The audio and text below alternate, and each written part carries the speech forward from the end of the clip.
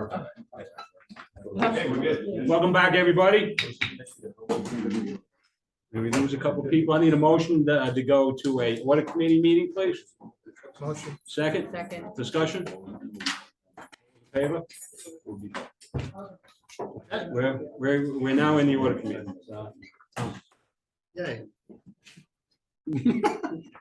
It's a great You see that enthusiasm, my gosh. Once This again, is Tom's favorite meeting of the year. yeah, once again, I'm in charge of the audit. I hate these meetings. Yeah. That's a good start. I think I should go back to the yeah. Forever. Sorry. That said so much. Not everybody feels. Come on. Okay, I will immediately hand over to Sam. So we'll get right into it.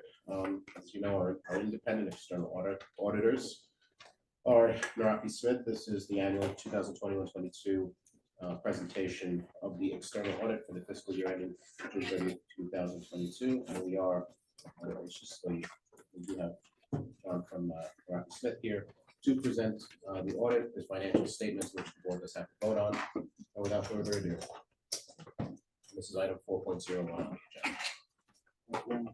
I mean, just before you start, just to explain the process to the new board members. Each year, we have to select an external auditor to go through our books. And can you explain that process? Sure. Several years ago, there was an RFP that was put out for a one-year engagement with the options for 4 one-year renewals. This is actually the last year of that part of the engagement. There are 2 parts to the external audit, which is the preliminary, which happens in the spring, late winter, early spring. And then the second, which is the more intensive, which happens in summer, in which the financials are combed through, the budget, the year end, the encumbrances, and the most important, the operations of the district. And what I mean by that is the internal controls. Are they working, and are there any deficiencies or material weaknesses? Basically, are there any gaps or holes that could cause any sort of financial distress or potential loan terms, any sort of fraud or any sort of things that could hurt, or any sort of things to tighten up the financial criteria. So Naraki Smith is our external auditors. Our internal auditors, for the record, are R.S. Abrams. I do have something on that for later, but they did their preliminary, I believe, in May, and the external on-site was in mid-August. Thanks. Okay. Hello, everyone. Thank you for your time. My name is John Counsel. I was the senior manager on the engagement. We prepared a brief presentation to go through the highlights, the results of the audit, as well as your fiscal year end. I just want to start by, on behalf of my firm, I want to thank you for your time and your continued confidence in our firm, for allowing us to do these services. All right, on pages 1, I'll just jump right into it. You have your scope of services rendered. For the year, we performed an audit of the financial statements for the fiscal year end, June 30, 22. We also performed a single audit of the district's major federal programs, as well as an audit of the district's extra classroom activity fund, which are prepared on the cash basis accounting. When needed, we do also issue a management letter presenting our findings and or recommendations on improving any accounting procedures or internal controls. Regarding audit readiness and responsiveness, the district has had satisfactory closing of the books of records. We did commence our field work as expected on August 15th. We utilized the hybrid approach where we began off-site. We received records through our secure portal, and then we came on site and we reviewed our selections, our picks, and so on and so forth. We did have excellent audit cooperation throughout fieldwork. I did want to say a special thanks to Eleni as well as Sam and his oversight. Everything was provided timely on site when we needed it, so we could look at it and get it done quickly. There were no audit adjustments to the financial statements as presented. All planned audit procedures were successfully implemented. Can you discuss what do you mean by audit adjustments?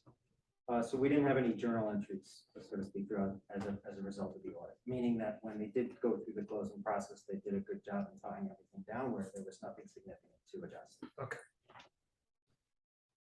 And all risk areas were identified from our preliminary audit committee meeting. They were fully addressed, and there were no matters requiring any additional procedures or further investigation. A major change I wanted to make mention of is GASB 87 in regard to leases. So this is just a quick summary of basically what that means and what was entailed.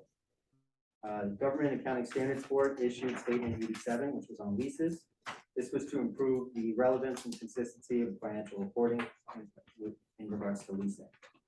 In order to go through this and implement, the district performed each of these steps, which I'll go through briefly. Analyzing all leases to determine applicability, we needed to implement. Calculate present value of all the applicable leases from the commencement of term. Prepare summary schedules for the amortization. This is for the right-of-use assets and the lease liabilities on the lessee side, so when the district was a lessee in the arrangement. And then as a lessor in the agreement, prepare any summary schedules for amortization of deferred inflows as well as receivable, lease receivable. In the end, they had to recognize the initial, record initial recognition entries for the leases and then any reclassification entries throughout the year for any activity. Basically, in layman's terms, what this is doing is putting the leases on the books. So you'll now see a right to use asset and lease liability on the lessee side. On the lessor side, you will see deferred inflows and a lease receivable balance. And the implementation of GASB 87 did require a prior period adjustment, which is noted in note 7 in the financial statements. 17, excuse me. Question, I just had a question, and that wasn't on the books before?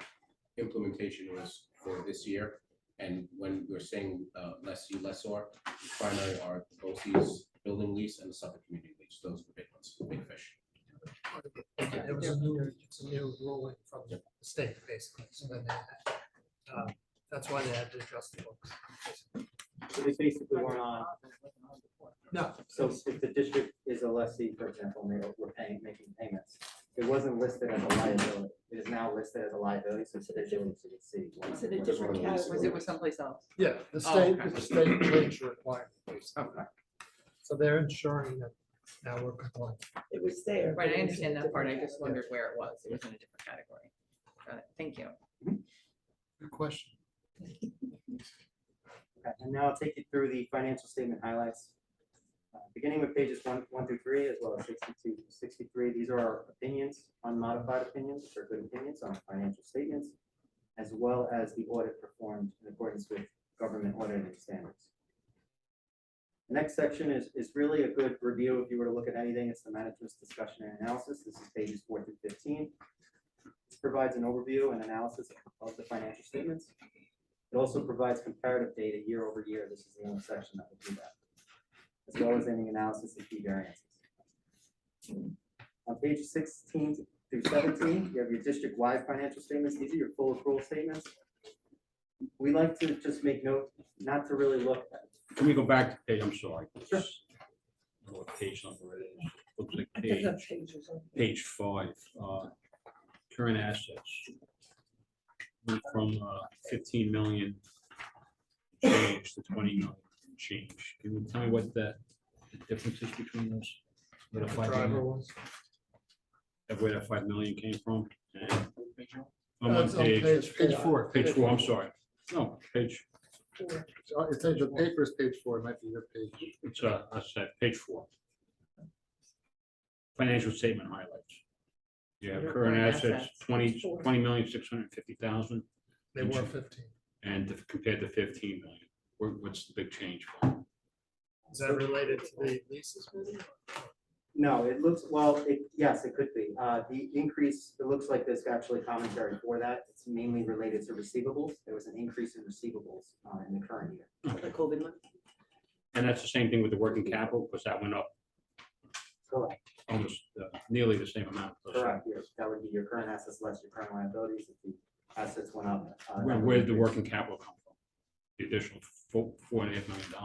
Well, because of the assets.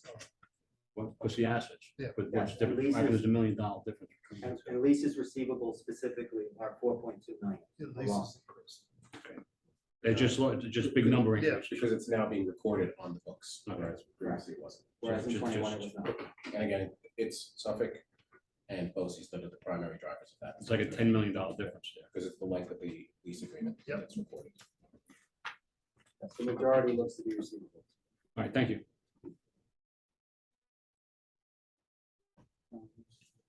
Okay, regarding your district-wide, your full accrual statements, what I was mentioning is the full accrual on pages 16 and 17, you don't really want to make too much note of. These have a lot of the long-term items on them. A lot of things that obviously are not affecting your current day-to-day, your operations. So you should also look at the general funds. Which we will look at. Just showing you current assets and current liabilities listed here. You have your working capital, as mentioned, of almost $8 million, and the increase there, as well as an increase across the current ratio, mainly due to receivables, including lease receivables. On the next page, we list all of the long-term items to make note of. At year end, you had capital assets net of depreciation of $62.6 million. This was a net decrease of $1.8 million in the current year. You had right to use assets net of amortization of $795,000. Bonds payable net reflect current year payments of $2.7 million. You had installment purchase debt payable totaling $8.1 million. You have lease liabilities relating to right to use assets of $801,000. And this is probably the largest one. It is the largest one. The total OPEB liability, this is your other post-employment benefits, your health insurance, so to speak, to current and retirees. $144.7 million. That's on the books at year end. This was a decrease of $28.6 million in the current year.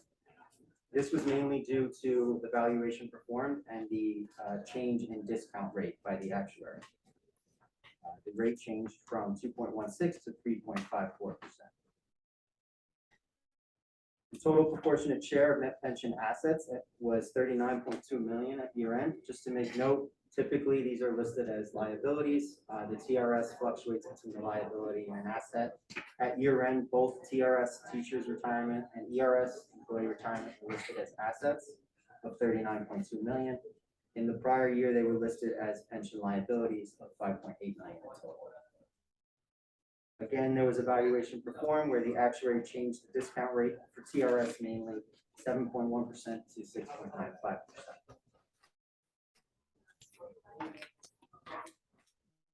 Next, we'll talk about the governmental fund financial statements, pages 18 through 21, starting with the general fund, the main operating fund. At year end, you had total assets of $43 million, total liabilities and deferred inflows of resources of $10.7 million. And leaving you with fund balance of $32.2 million. Of this amount, $3.9 million is unsigned, $1.3 million is committed. Both together exceed the allowable New York State 4% statutory limit. This was due from prior year, if you recall, the settlement for the health benefits. The SSCHP settlement is the reason why, because there is no mechanism by the state to segregate the $1.3 million. You can't put it in a different, We've tried. so we could get cited over a settlement that we put into, We've actually gone back and forth, and even in last year's letter, it was understood that because there's no mechanism, we would get cited, and that was something also in the management letter that we addressed last year. Which settlement, that's the. The CSS, the Summer Schools Employee Health Fund, Yeah. 1.6 million. Just to explain briefly, more in. You can It explain. was a that. consortium of 3 districts, and Sayville had brought suit against the plan because of the contributions they had done over the years. And when Sayville pulled out, I think 2015, the district asked for its share of its contributions back prorated. That case went to litigation, and a judge in DC settled, saying that the district is entitled to $1.6 million. One of the signers on that was me, on the other side. We didn't know that. Also included in fund balance, you have $4.8 million assigned, which consists of $2.9 million appropriated for next year, as well as $1.9 million in encumbrances. $73,000 of non-spendable approximately, as well as $22.2 million in restricted reserves. And here's just an analysis of your restricted reserves, listing out by reserve as well as a comparative to prior year. On the next page, we show just the fund balance trend for the past 5 years. I won't go through each of them, but it's a good comparative just to see where you've been and where you are currently, as far as each of the categories of fund balance. Following that, you have your current year activity of the general fund. It's just worth noting, revenues at year end were over budget by 463,000, and expenditures were under budget by 3.4 million. Next, I'll take you through some of the highlights of the other funds. Special aid fund being the fund that your grants are recorded in. We record revenues based on the expenditures made in each of these funds. That's why it zeroes out. Overall, activity-wise, there was an increase during the current year as a result of the increase in federal funding, primarily due to the American Rescue Plan grants. For the school lunch fund, similarly, again, activity was more than almost double, as you see in the current year when compared to prior. This is due to the increase in federal funding in the current year, due to increased rates, as well as the free breakfast and lunch program for the entire district. This was the last year of that.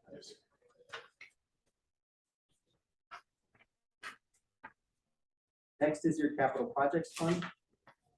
Again, this is just showing the activity. As you see, there was capital outlay increased from prior year. This is just the increase in capital outlay and other financing sources due to the project spending. On page 58 of the financial statements is a capital project schedule where you can actually take a look at the funding as well as the spending by project. Finally, the other miscellaneous special revenue fund created last year through GASB 84. This just contains all the extra classroom, scholarship, and field trips types activities.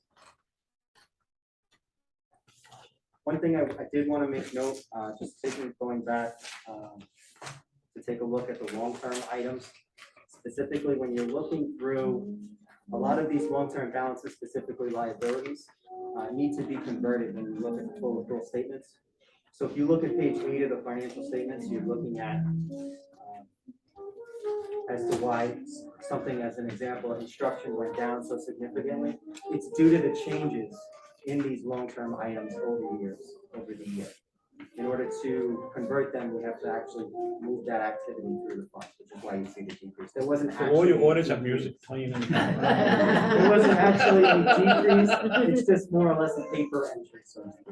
It's all of this music to my ears. I just wanted to make note of that. It's gonna sing Now to the that- now that- 14 million. Okay, moving forward, the notes to the financial statements, pages 22 to 52. These are in accordance with New York State Education Department guidelines. They are consistent with prior years, except for the implementation of GASB 87 and all of the changes of the notes for them. Those are listed there. Supplementary schedules, pages 53 to 59, consistent with prior year.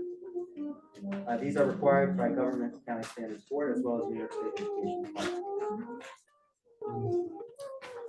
Pages 60 to 68 are related to federal single audit. We did have an unmodified opinion there, which is a good opinion. There were no instances of non-compliance or questioning costs.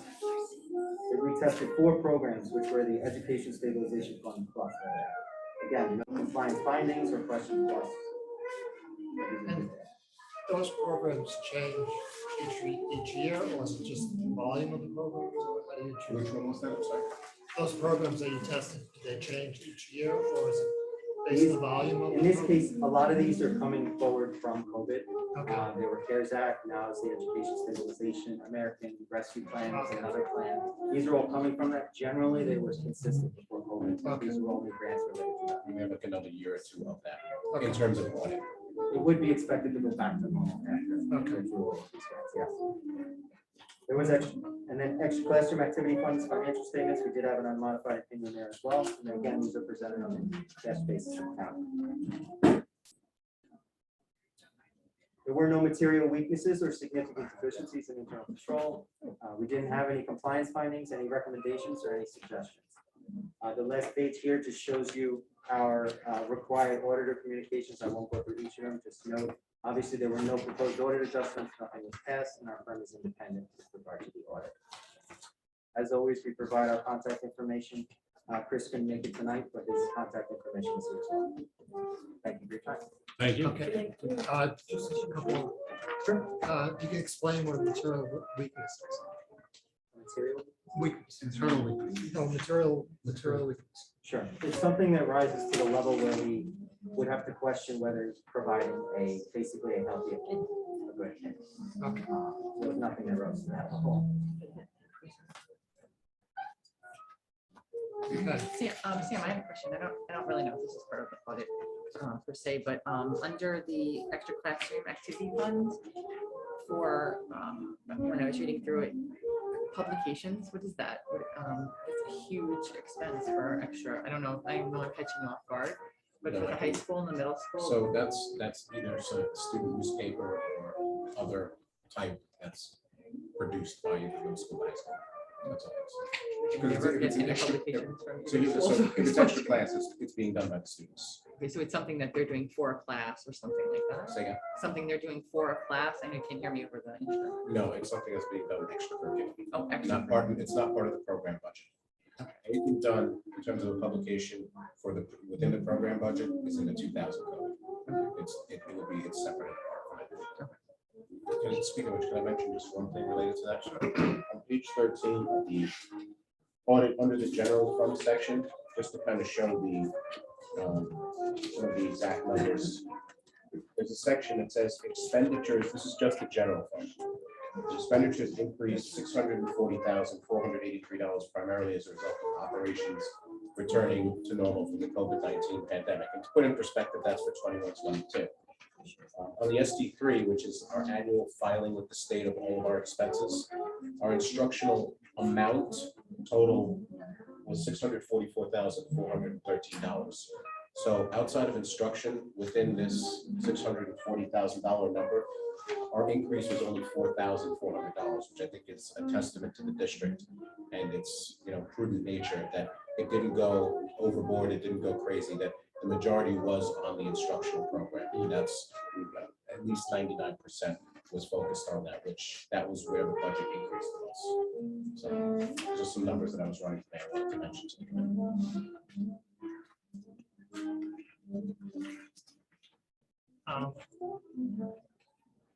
Of course, you explain the unmodified result. That's the highest that you could possibly get. So you're aware of that. You don't get gold stars or anything like that. You just- That's the thing we can get. The best thing that we There's can no do. opinion. There's nothing to. No opinion is the best opinion. Exactly. No, gold stars is the prize. Any, Very good. any other questions? No.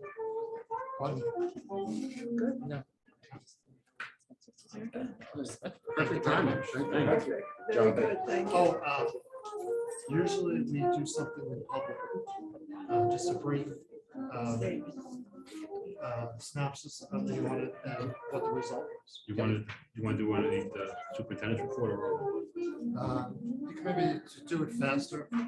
No, it's under your. I think the way I've seen it done in the past is basically, we say, can you just give us a general overview, and you say you're in great financial shape, blah, blah, blah, and there are no issues, and then the board member says, what does that mean? And then you explain what it means, and everyone says, thank you, that sounds great, we compliment Sam because it's a great job in the business department, and then we move on. Yeah, no, definitely, that's kind of the way. generally the routine.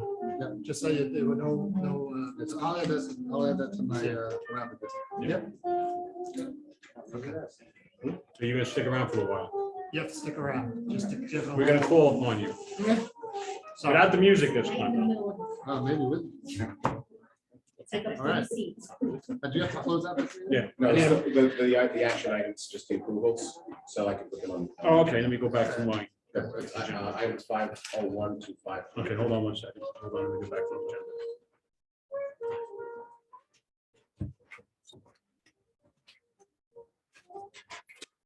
All right, we'll see. All right, I need a motion on items 4.1, without any objection, could I just go to from 4.1 to 5.3? I need a motion, Motion. Second. discussion? All those in favor? Thank you, Sam. Okay, I need a motion to adjourn to go to our regular business meeting, Motion. discussion? We are in a regular business meeting now, thank you. Thank you all for listening in. You want to bring? Sure.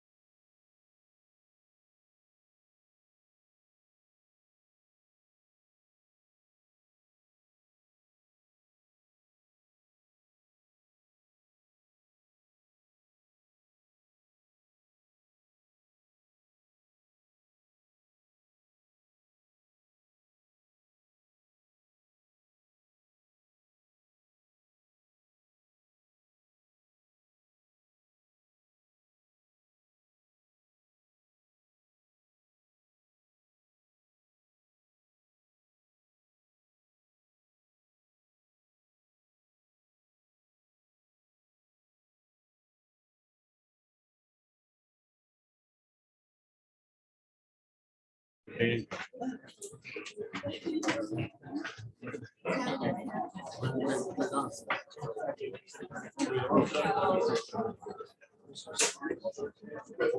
Mari, you want to try to get this one? Yeah, you have more. We're band members. Band members.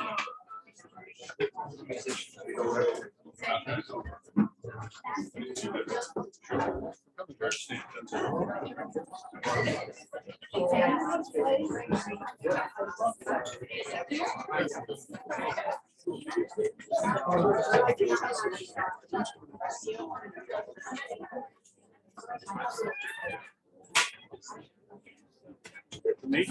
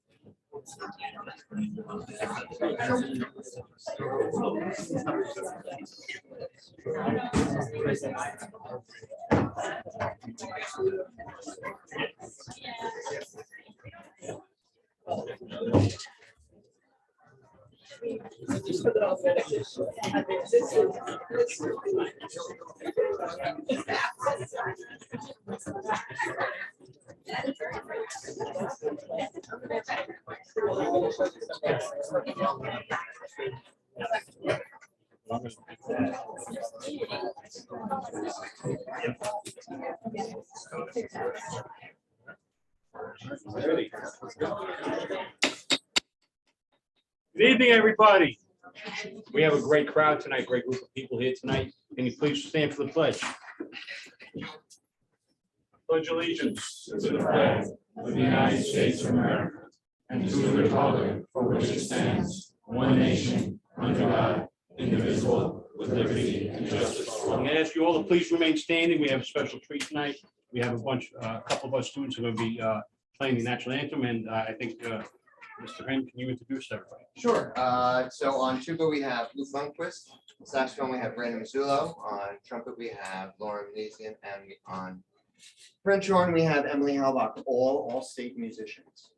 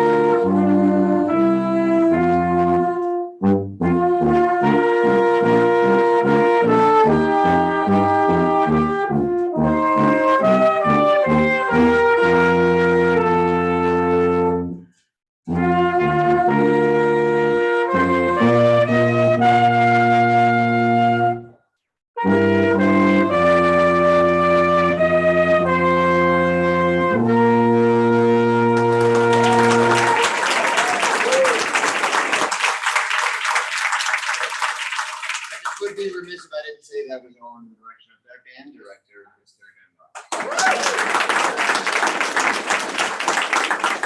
Thank you very much.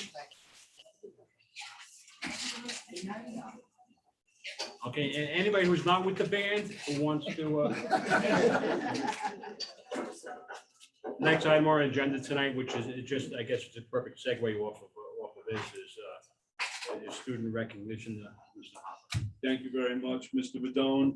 It's both an honor and a privilege to recognize our student recipients here this evening. I'm going to be a little bit redundant, but before doing so and recognizing our all-state musicians, I do want to say that their accomplishments, all of the students here this evening, would not be possible without the support of their teachers and of course of the love and support from their parents and guardians. So this doesn't happen by accident. It's again a testament to the hard work of all involved, especially our students here this evening. So thank you, teachers, thank you, parents, and thank you, students.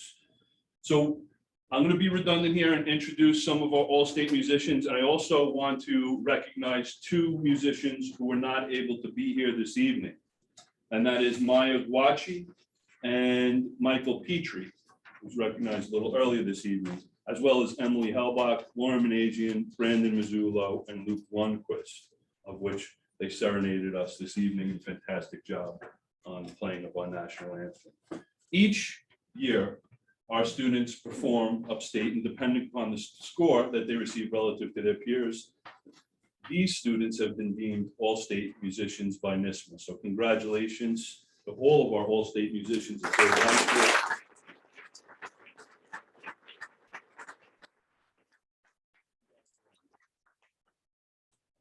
We have board citations. Yep. Okay. So we go for the names. We said Emily. How much?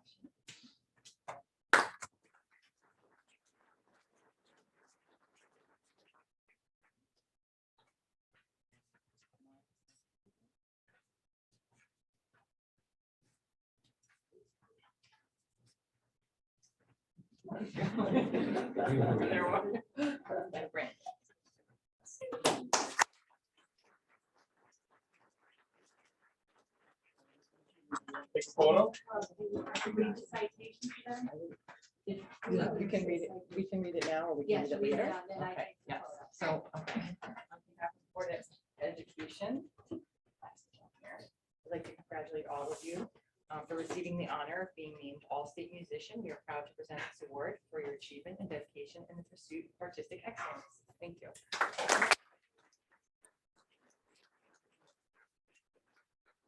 Is that citations too much, Luke, or what? Fine. All right, let's do it. We're gonna take a photo right over here, guys, if that's okay? Sure. All right. Hold on. I've done this once before, huh? Show your citation. Just show me your citation. Just so you can see it. Yeah, that's good. I like your pen. I'll make this quick. Hold up the citation.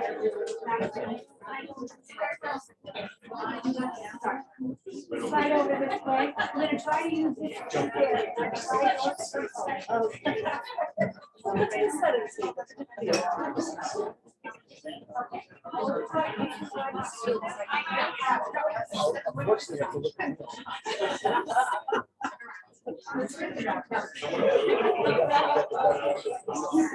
We'll make this quick. Everyone smile.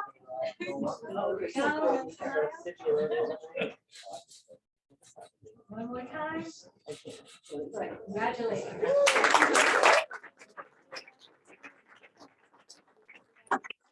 All-state musicians. The next group of students I have the honor and pleasure of recognizing are our AP scholars. I want to read off students' names and I'm going to share a little bit about why we're recognizing here this evening. Bear with me. Our first group is a total of 67 students. However, breathe easy.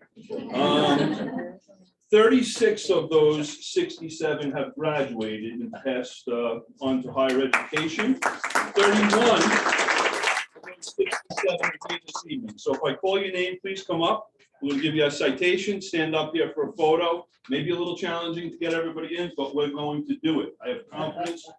You're all AP scholars. We'll figure this out. All right, here we go. So Ron, come on up. Ron, maybe the pictures we've done previously in the hall, so everybody gets, make sure you get everybody I in don't the think there's picture. enough room for. Yeah, that's No? right. Let's see what we can do. Okay, all right. That's what they've done previously.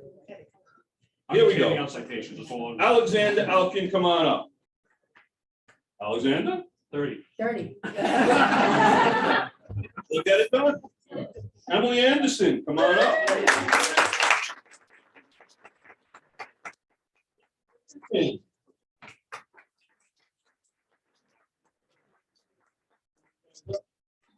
Sarah Blaskowitz.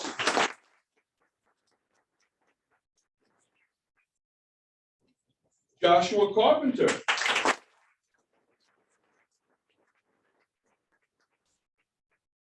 Jordan Carpenteri. Courtney Corcoran.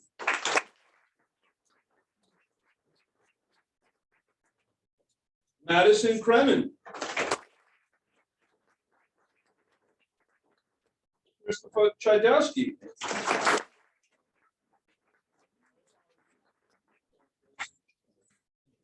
Robert Doyle.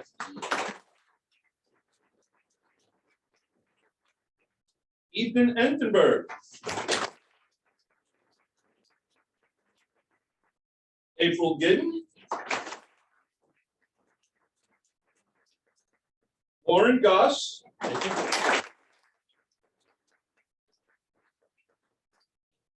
Sarah Jacklich.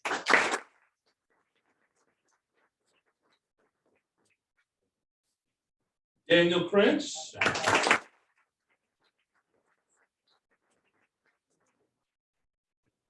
Kate Lemanuel.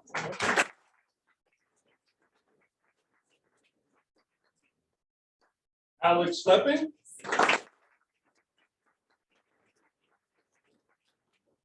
Ellie Maslak.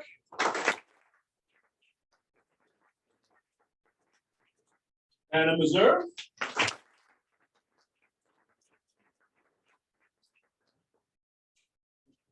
Austin Meyer.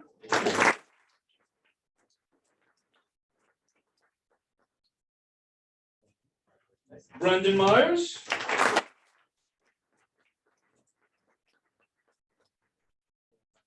Lauren Menazian.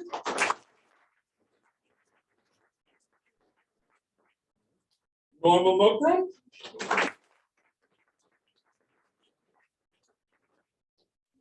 Gavin Powers. Nicholas Rampula.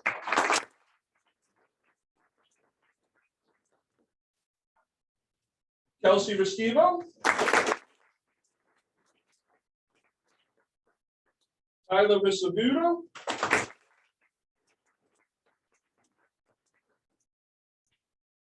Charlie Stripmeyer. Taylor Tatoski.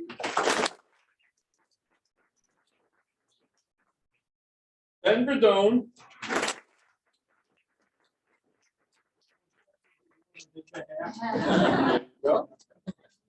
And Thomas White.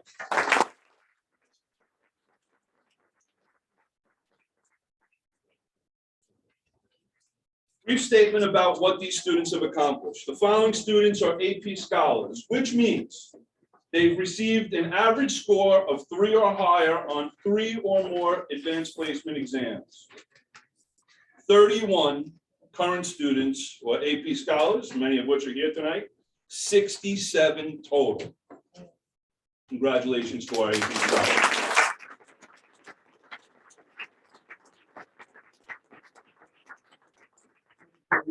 Recognition, I'm sorry, for being named AP Scholar, which means that you received an average score of 3 or higher on 3 or more AP exams. We are proud to present this award for your achievement of academic excellence and dedication to pursuit of knowledge. Congratulations, all of you.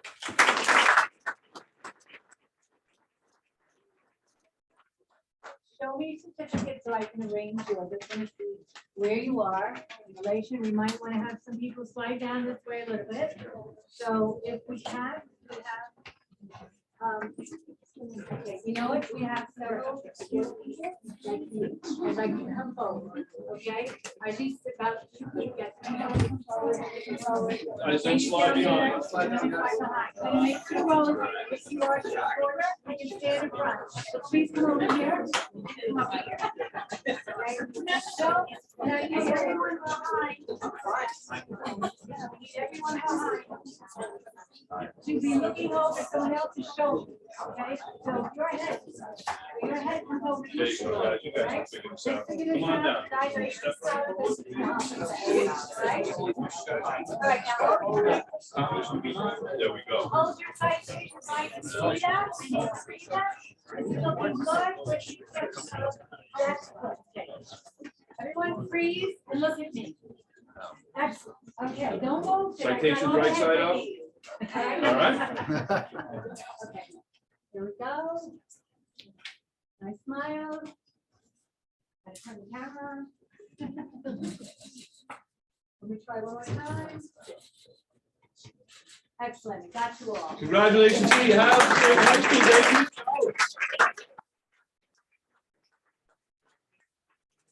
Who's that?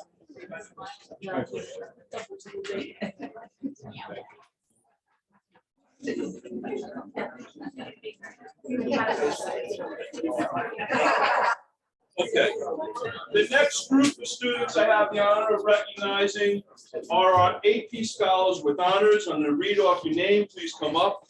We do have 14 total, 5 of which have graduated and moved on to higher education. We have 9 seniors. Come on up if I call up your name and you're here. Ethan Alcantara.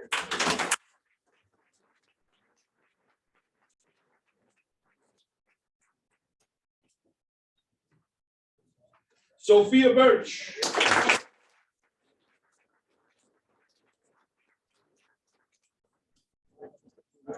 Adam Burkhart.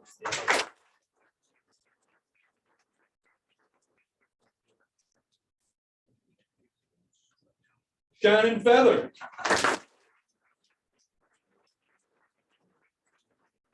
Alan Gibbons. Emily Langhan.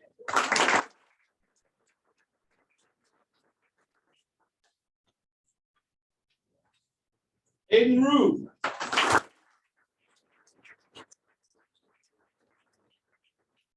Mia Santana.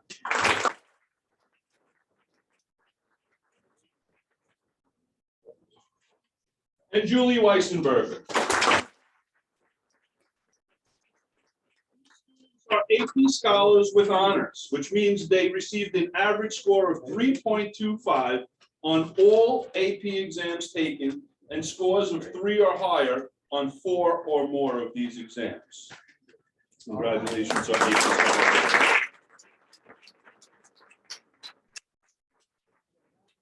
Board of Education. Recognition, AP scholars with honors, which means that we received an average score of 3.25 on all AP exams taken. We are proud to present this award for your achievement of academic excellence and dedication to pursuit of knowledge, especially in today's climate where we know you're busy with a million other activities outside of school. The fact we're able to achieve this with AP level classes is a testament to you and to them. So, congratulations.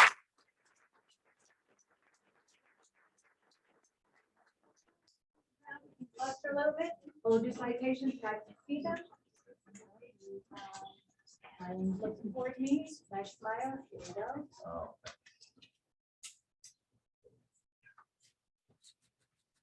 One more time. Congratulations.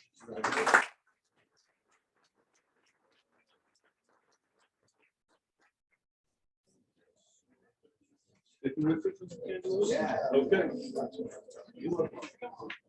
Agreed. Okay, the following students are AP scholars with distinction. So if I call up your name, please come up, receive your citation.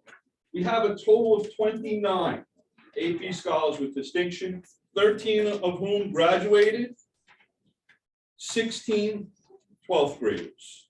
Here they are. Martino Albanese.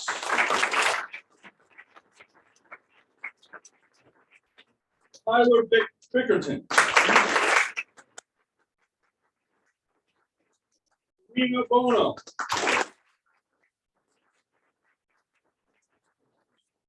Brendan Cameron.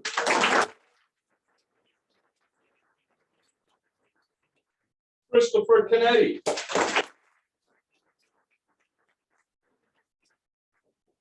Robert Desjardins.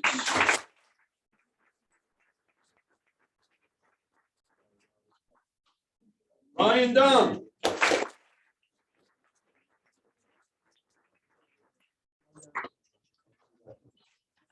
Benjamin Flamenhoff.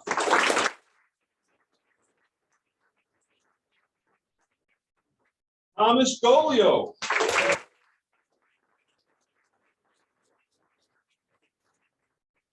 Ava Gustafson.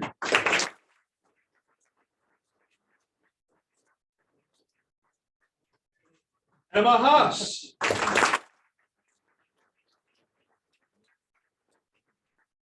Riley Lapine.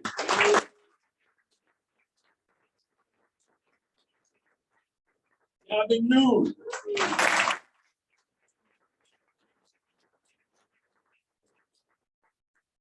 Rishma Patel.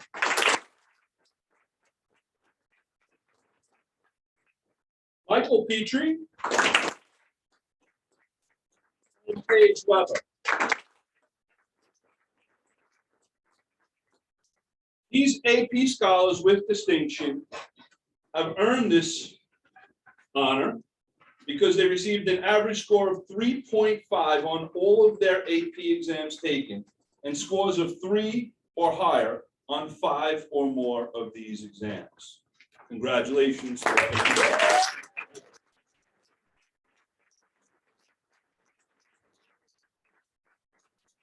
I wasn't a calc major, but the number of tests taken keeps going up and the average keeps going up. So you guys, again, tremendous job. Congratulations. On behalf of the board, I'd like to present you with a certificate of recognition for being named AP Scholars with Distinction, which means that you received an average score of 3.5 on all AP exams taken. We are proud to present this award for your achievement of academic excellence and dedication to the pursuit of knowledge. Congratulations.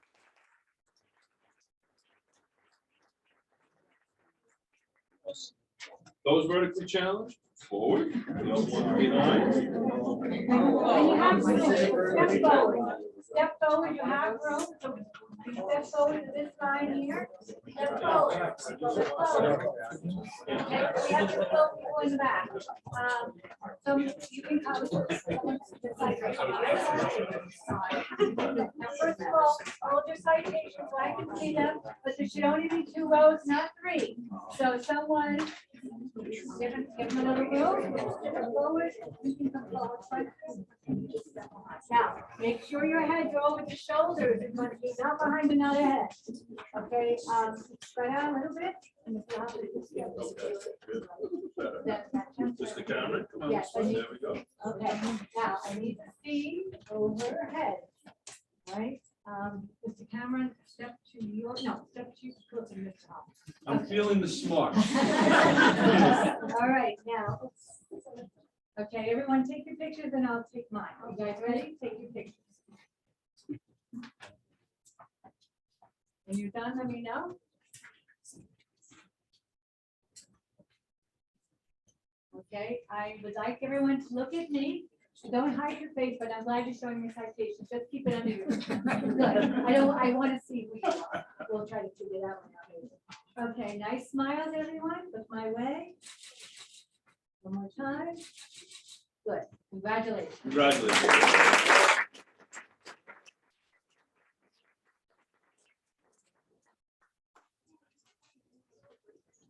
Guys, folks.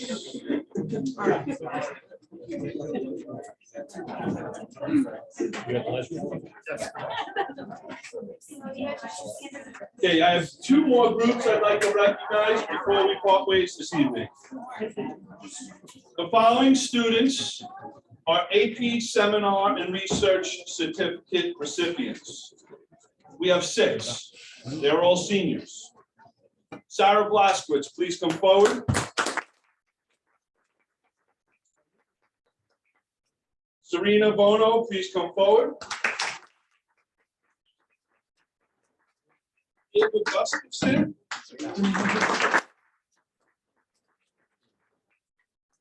That sounds great. Sarah Jacklich.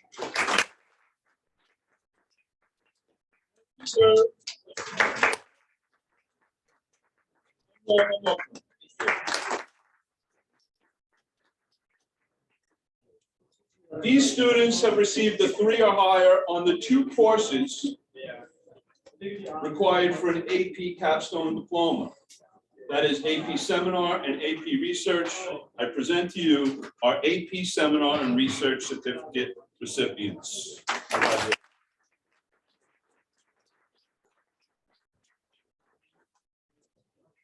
On behalf of the board,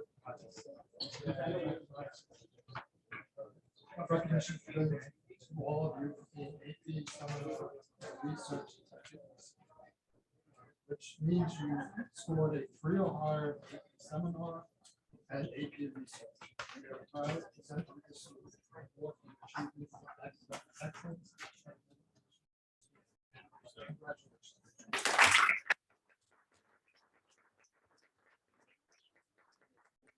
Right away from the table, but your lines are beautiful.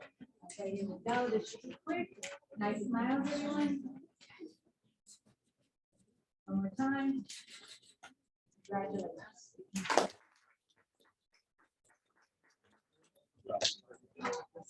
The final two students I have the honor of recognizing this evening. We do have a total of 3 AP capstone diploma earners, one of which who graduated. The 2 seniors this year who are AP capstone diploma earners are Ben Flamenhoff. Benjamin, come on up. And Karishma Patel, come on up.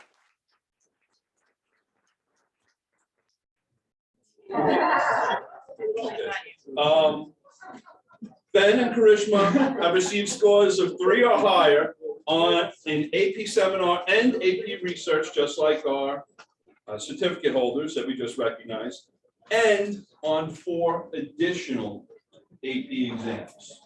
An incredible accomplishment. Congratulations.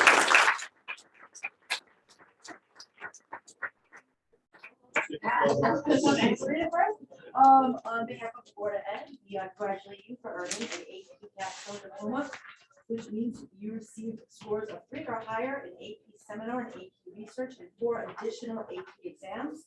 We are proud to present this award for your achievement and academic excellence. Congratulations.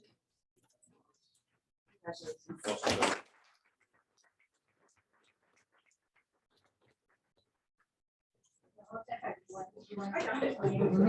This is good. This is a citation.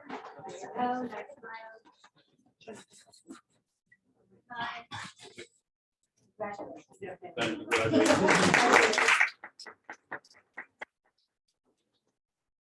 Thank you, Dr. Ferris. I just want to take a moment to congratulate all of our award recipients. I know that you have homework to do to maintain those excellent grades. So if you'd like to go, you may go. If you want to stay for the rest of our meeting, please feel free. Thank you. Congratulations.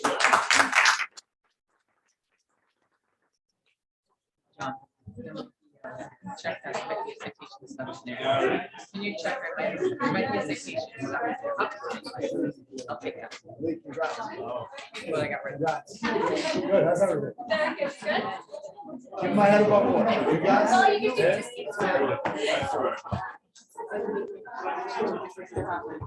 I will take those, make sure they get the right answer.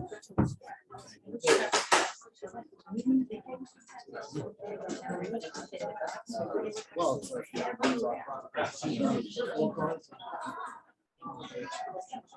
Thank you.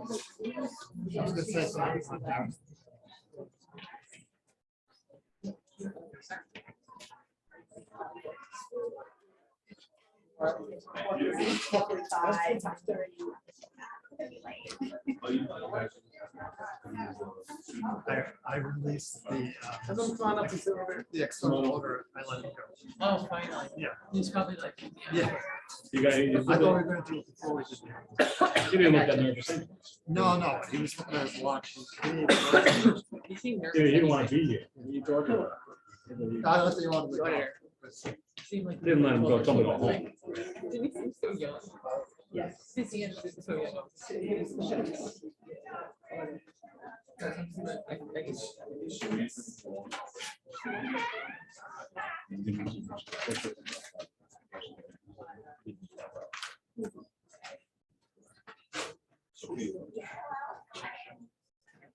Yeah. All right. That was wonderful. to see so many of our students doing so beautifully. It's just a testament to our teachers, our staff, our parents, our families, and the students and the work that they put in. And I couldn't be prouder, though I have had nothing to do with it up to this point. Couldn't be prouder to be a part of this school district with so many wonderful students. At the same time, this is also Board Recognition Month. So we want to take a moment to recognize our Board of Education for the work they do. Board members in any school district volunteer their time. This is an unpaid position.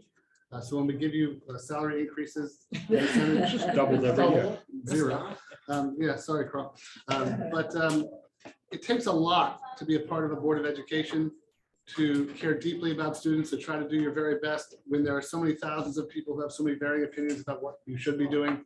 And it's really just a remarkable thing to be able to do.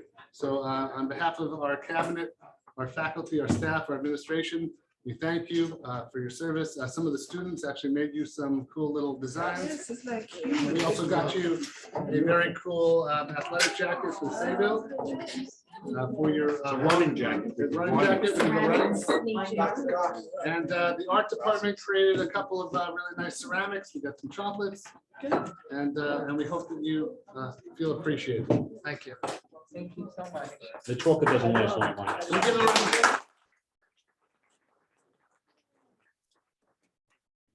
All right, so just to kind of update everyone on where we are, we're going to be doing a couple of things a little differently. Again, this is a business meeting, and every business meeting from now moving forward, we'll have students from the high school representing our schools and kind of sharing their perspective about how things are going. So I'd like to introduce for tonight's meeting, Sophia Birch and Serena Bueno. Bueno, did I say that right? Great. So if you guys want to just come on up or stand up and give a report of some kind, we'd be happy to hear. Hello, good evening. As he introduced, I'm Serena Buono. So I just kind of took some notes earlier today on what I thought was going good and not so good, and then I asked a couple of my friends to kind of give me their opinions on what's going on. So I have a little page. I'll try to make it nice and sweet. So what I really like about what's been going on lately is that there's a lot of student participation. So obviously over COVID, a lot of students lost their motivation to kind of participate in clubs and do things. And I'm not speaking from the outside, I'm definitely one of the students. And it helps that I always think about like this senior year. I'm great, I'm a senior. So yeah. This is my first regular year of high school and my last one. So I think a lot of the students in our grade have really accepted that. So specifically in senior year, I'm seeing a lot of extra participation in stuff such as the float building, for pep rally, which I'm excited for tomorrow, and for homecoming on Saturday. So that's one of the things that I really like. I heard that the participation in Color Run, that a lot of students liked doing that. I kind of go because I work, but I really I wanted to go. And some of the people who came right from the Color Run came to where I work, and they would just seem very happy and excited to have participated, which was really cool. I want to call out one of the classes that I've been taking. I've been in a guitar class every day for first period. It's one of the new classes that the school. What class was that in guitar? Guitar. Yeah, I have to say I play the flute in the band, and I have to say that this is probably the best class I've like ever taken, because it's like really so fun to start the day just like playing music. Like I know nothing about the guitar. I can give you a little bit of information right now, but it's really cool to be learning like a new instrument. Like the first thing you do, get up, got myself coffee, and go and play the guitar, which is like really cool. It's a really fun way to start the day. And I know that like scientific experiments have told us that like music helps foster, creativity, and it does. Next period, I have AP macroeconomics. I have to say, it helps to go from music to macro. I'm focusing more on the results on a test tomorrow. But yeah, that's really cool. Yeah, a lot of excitement. One of the things that I've heard that is not so good to the students is actually the bathroom situation. So I don't know the money or the staffing reasons perhaps behind the bathrooms, but a lot of times during the day, students will have trouble finding a bathroom. So there's 2 of them by the cafeteria. The girls' one, I believe, has 2 stalls, and then the guys' one, 2 or 3 for sure. But it's not enough. And then sometimes like a lot of students will, ask their teacher to go to the bathroom, they go to the bathroom. And we have multiple bathrooms throughout the school, we do, that's not the problem, but a lot of times they're locked or open. And I understand that's most likely because of staffing or to prevent vaping, but I mean, for the majority of us, we're walking around the school, sometimes question, like, where are you going? Well, we're trying to find a bathroom, because like sometimes we're at one end of the school and have to walk towards the cafeteria to find an open bathroom, as those are always open. So that's definitely one of the issues. Another one is the stall doors, sometimes they don't close. So like I've talked to a couple of people, like as we're using the bathroom, we have to hold the door closed because they don't close properly. So a little weird. Hopefully something that could be fixed. So that's kind of what I have to say. I asked a friend of mine, also a 12th grade senior girl. She suggested more family connect nights, which I think most students could agree and support of. A day off from the homework, because there's a lot going on, especially with senior year and college applications, and a lot of people I know are trying to do early action to be done by Christmas. That's the hope. So that's definitely something that could be changed. Bathrooms, water fountains, were they closed because of COVID? Yeah, some students were asking to turn those back on because some of us don't bring cups. Don't they have the bottle fillers? Yeah, some people don't have water bottles, like they just come to school without a water bottle. I don't know, but it's how some students prefer to go. One of the students that I talked to, a friend of mine, he said that he appreciated how how the teachers have been explaining some touchy topics within the classroom. So a lot's going on right now. And I agree that the ways that teachers are bringing up these topics have been well said. A lot of these teachers are clearly stating before they start talking that it's not political, it's clearly for educational purposes.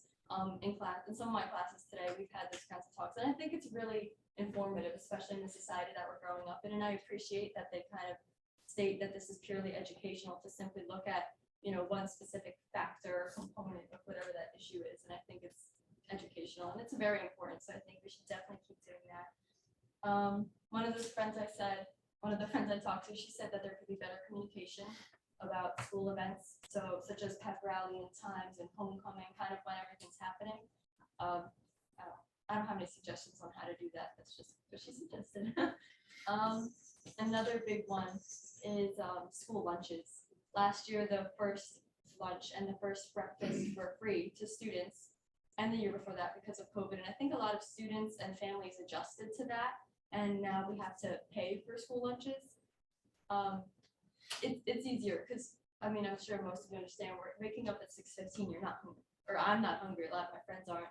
But by the time we get to school, now we're hungry, and we were able to go online and get a bagel or get like a little sandwich. Like it was perfect timing. And I think, and with lunch too, a lot of students would appreciate if we had that first meal free plan offered again. That would be really good. And last thing that I would suggest is for lockdown drills. Actually, this wasn't my idea, but the person that I talked to suggested that when there's a lockdown drill, in case of someone with arms were to enter the school, not a lot of us feel safe, behind a wall. A lot of us are thinking like, why can't they come through the door? I don't know. But a lot of times, a lot of teachers have filing cabinets next to the door, and I think a lot of people would agree that perhaps once we lock the door, most of us are behind the wall, we push that filing cabinet in front of the door to kind of prevent anybody from severely breaking the door and getting in. Maybe as a suggestion or like a requirement that teachers try to do that. I understand that would require some heavy lifting, but I think it would make a difference to how safe the students feel. Yeah, so that's all I have to say. Thank you. Yeah, thank you. Thank you. Hi, my name is Sophia Birch. I have a few suggestions of how Sayville can fit into Long Island as a whole. This may not be, I guess, educational wise, probably the best way to approach it. I think that maybe being more unitary would help us out, maybe starting the same day as some of the districts like Bayport and Patchogue. I know we had different start dates, and it could be complicated to get us all on the same page, but I think it would make us more connected and even from that like a Long Island identity. I might be pushing you a little bit. And I think something else that would help that would even be like a Long Island history club, or a history class. I specifically, I'm the vice president of history club, and I've been involved in history for a while. It's one of my hobbies. I'm trying to major in it, and like that interactiveness of seeing history around me, of even like learning what Levittown was and how that was the first suburb of the United States. I think it shaped how I learned, so to have other students learn similar to that. And then some of the things I agree with Pastor said were the bathroom stalls, the water fountains. And this year, I feel like it's been stressed that even though it's normal, it's kind of a new normal compared to the first time I took my mask off last year. It felt a little strange, but I think we have to kind of getting out of our comfort zones, and especially as a senior, applying to colleges, it's stressful. So this year in particular, especially with changes we've had, addition to the district like Dr. Ferris, I just want to stress that I think change is a good thing, and that's something I'm learning, and that's something that I think I can share with Sayville School District. Thank you. I just want to take a moment to thank you, girls. This is the first time we've done this and had the student opportunity, and I think you did wonderfully. I think you gave some great points, and we're definitely going to look into all this, and we thank you. So, give a round of applause.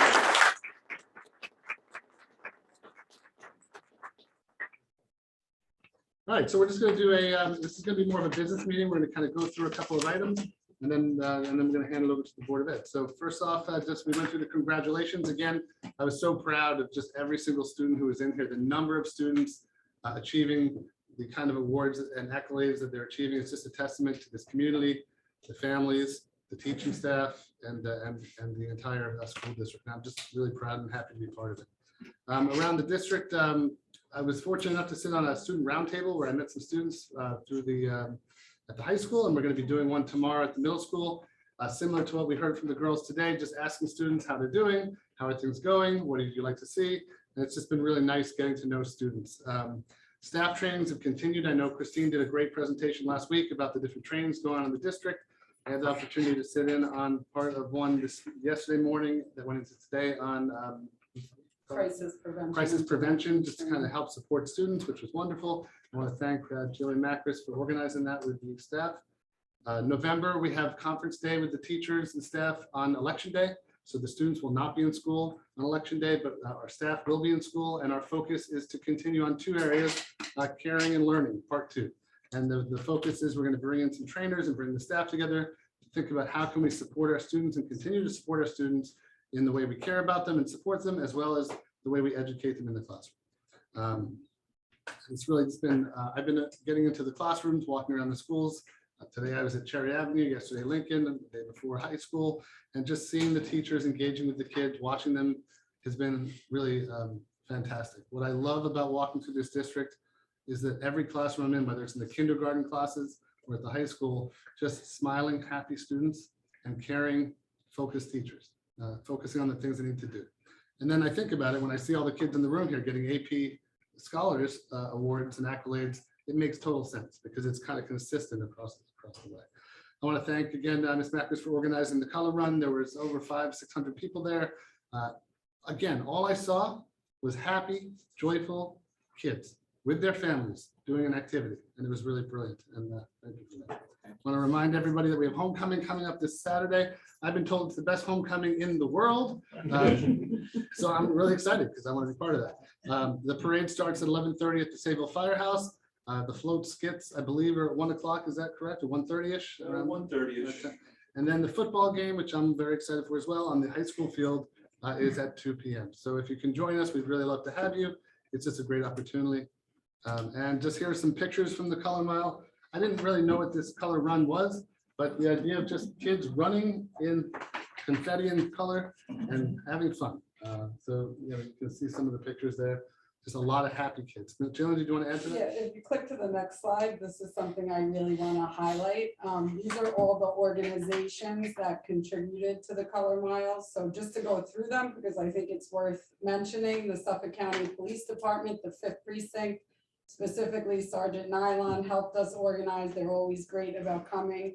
Community Ambulance always volunteers to come. Great South Bay, Youth Enrichment, Sayville Public Library.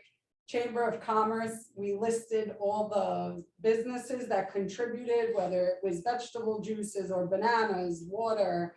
So we had Natureville, Cornucopia, Contour Mortgage, Six Juice, Sayville Running Store, Mind Body Counseling, and Sweezy Photography. The Long Island Coalition Against Bullying, Same Here Global, Family Service League. And then our PTAs were phenomenal. Sayville SEPTA had a table, Cherry Avenue, Lincoln Avenue, and Sunrise Drive PTAs all donated the water for the event. The Sayville JV cheerleaders.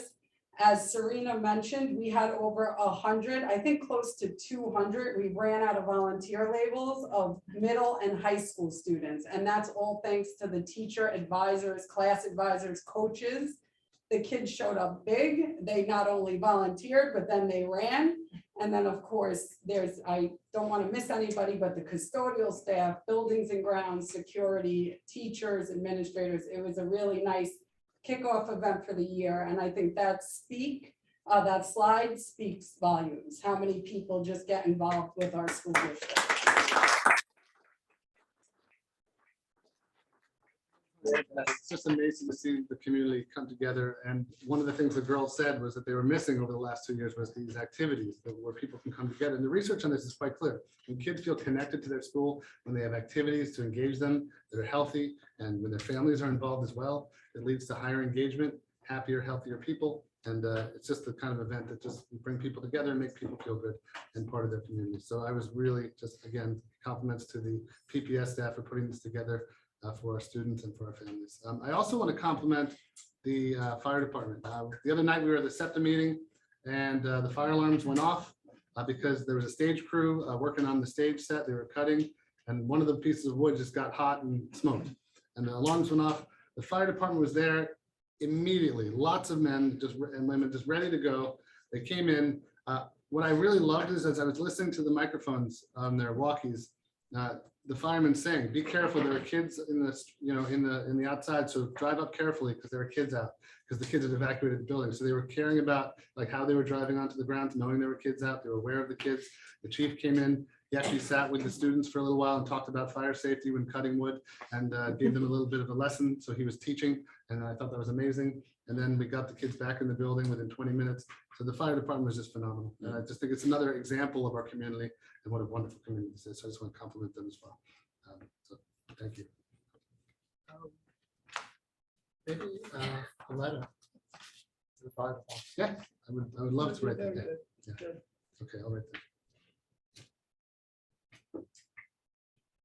Okay, just a little update. We were doing the 100 days of learning study. This is the timeline we're developing. We're in the process of developing our surveys for parents, students, and teachers and staff, and also our focus groups. And we're in the phase now where next week on the 19th, we're going to get our committee chairs together of those different groups.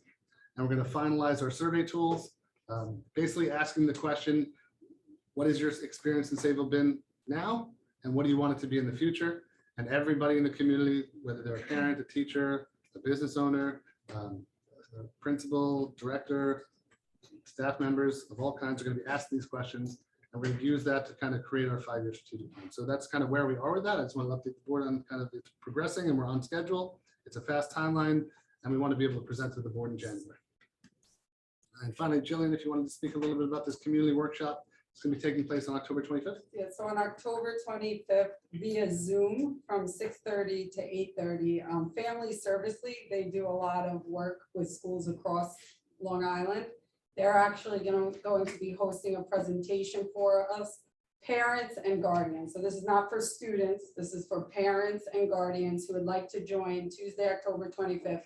And the topic is on suicide prevention and awareness. It is going to be on Zoom. We hosted 2 of these workshops in person last June, and some feedback from the parents was to open one up on Zoom. for those who can't make it in person. So everyone should have gotten the flyer. I sent it out district-wide, and I'll send a reminder. The Zoom link is on the flyer. Thank you. And then we just had an audit committee report about at 7 o'clock. The external auditor reported to us their findings. Presented us with two very thick reports and kind of described the findings. I'd just like to ask Sam to summarize what the auditor had said and talk about that. As required annually, we conducted our external audit, and Naraki Smith, who is our external auditors, presented to the audit committee, and on the agenda is approval of the audit tonight. In summary, the district's fiscal health, as they reported, I'll read straight from their slides. Actually, I should say they audited all of our funds, our general fund, our special aid fund, school lunch fund, capital projects fund, our other miscellaneous special revenue fund. They provided the management discussion and analysis in accordance with New York State education guidelines. They gave us an unmodified opinion on the auditor's reports. There were no instances of non-compliance. There were no current year compliance findings. We did not have any compliance findings last year, so we were also good in that regard. And in what that means is in the management letter, there are no comments regarding the operation of the district, no findings, and also there were no material weaknesses identified. And as I said, it was an unmodified opinion that was offered, which is the healthiest and best that they can provide. So in a nutshell, that's what it is. The audit report and the management letter are on the district's board docs and will be posted later on the district's website. Thank you. Questions for Sam? Good job, Sam. Thank you. All right, and then did you want to update us on the tennis court? Yes, you want to, Yeah, go ahead. do you want to do it or you want me to? Go ahead. Do I have it in there? No.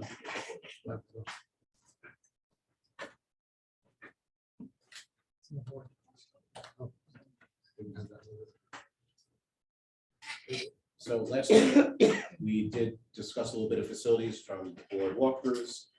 One of the key things that occurred at the beginning of the school year was the replacement of the middle school turf tennis courts. At the end of previous school year, there were calls from community members and others about the condition of the tennis courts at Sayville Middle School, which, if you looked at it at the time, and it will be displayed on the screen, definitely represented a health and safety issue for any community member renting, using the court, but most, as important, any students and staff as well. So to visualize, this is what it looked like before. And this is the turf, by the way, these large tubes. As you can see, there was a lot of patching. There are a lot of cracks that you see here, almost an unworkable, unplayable court. And I can't tell you, we went in the record just the last time this was resurfaced. So we went ahead and investigated what would be the best type of court that we can put in and the best value as well. You can resurface the court, but given the conditions that we've had over the last few winters, cracking occurs pretty easily with concrete surfaces. So we, Dr. Cox, Mr. Castellano, and a couple others investigated a newer type of court, which is a turf court. And there's only one other school in Long Island that has it, which is in the Belmore Merrick School District at Kennedy High School. So we decided to go ahead with this type of court. And as you see the progress of laying the turf down, what it looks like, edging it, sewing it, and this is what it looks like as the finished product. This was the first day, and funny enough, we finished it in the morning, only for practice to occur later on that day by the Sayville Middle School tennis team. And they had a match against William Floyd, but we did have a little ribbon cutting attended by Dr. Castoro, Dr. Cox, myself, and Ms. Reimer, who was the tennis coach. And we took a group picture of both teams since they were the first ones to break in the tennis court. How'd it have to do against Floyd? What's that? We won, of course.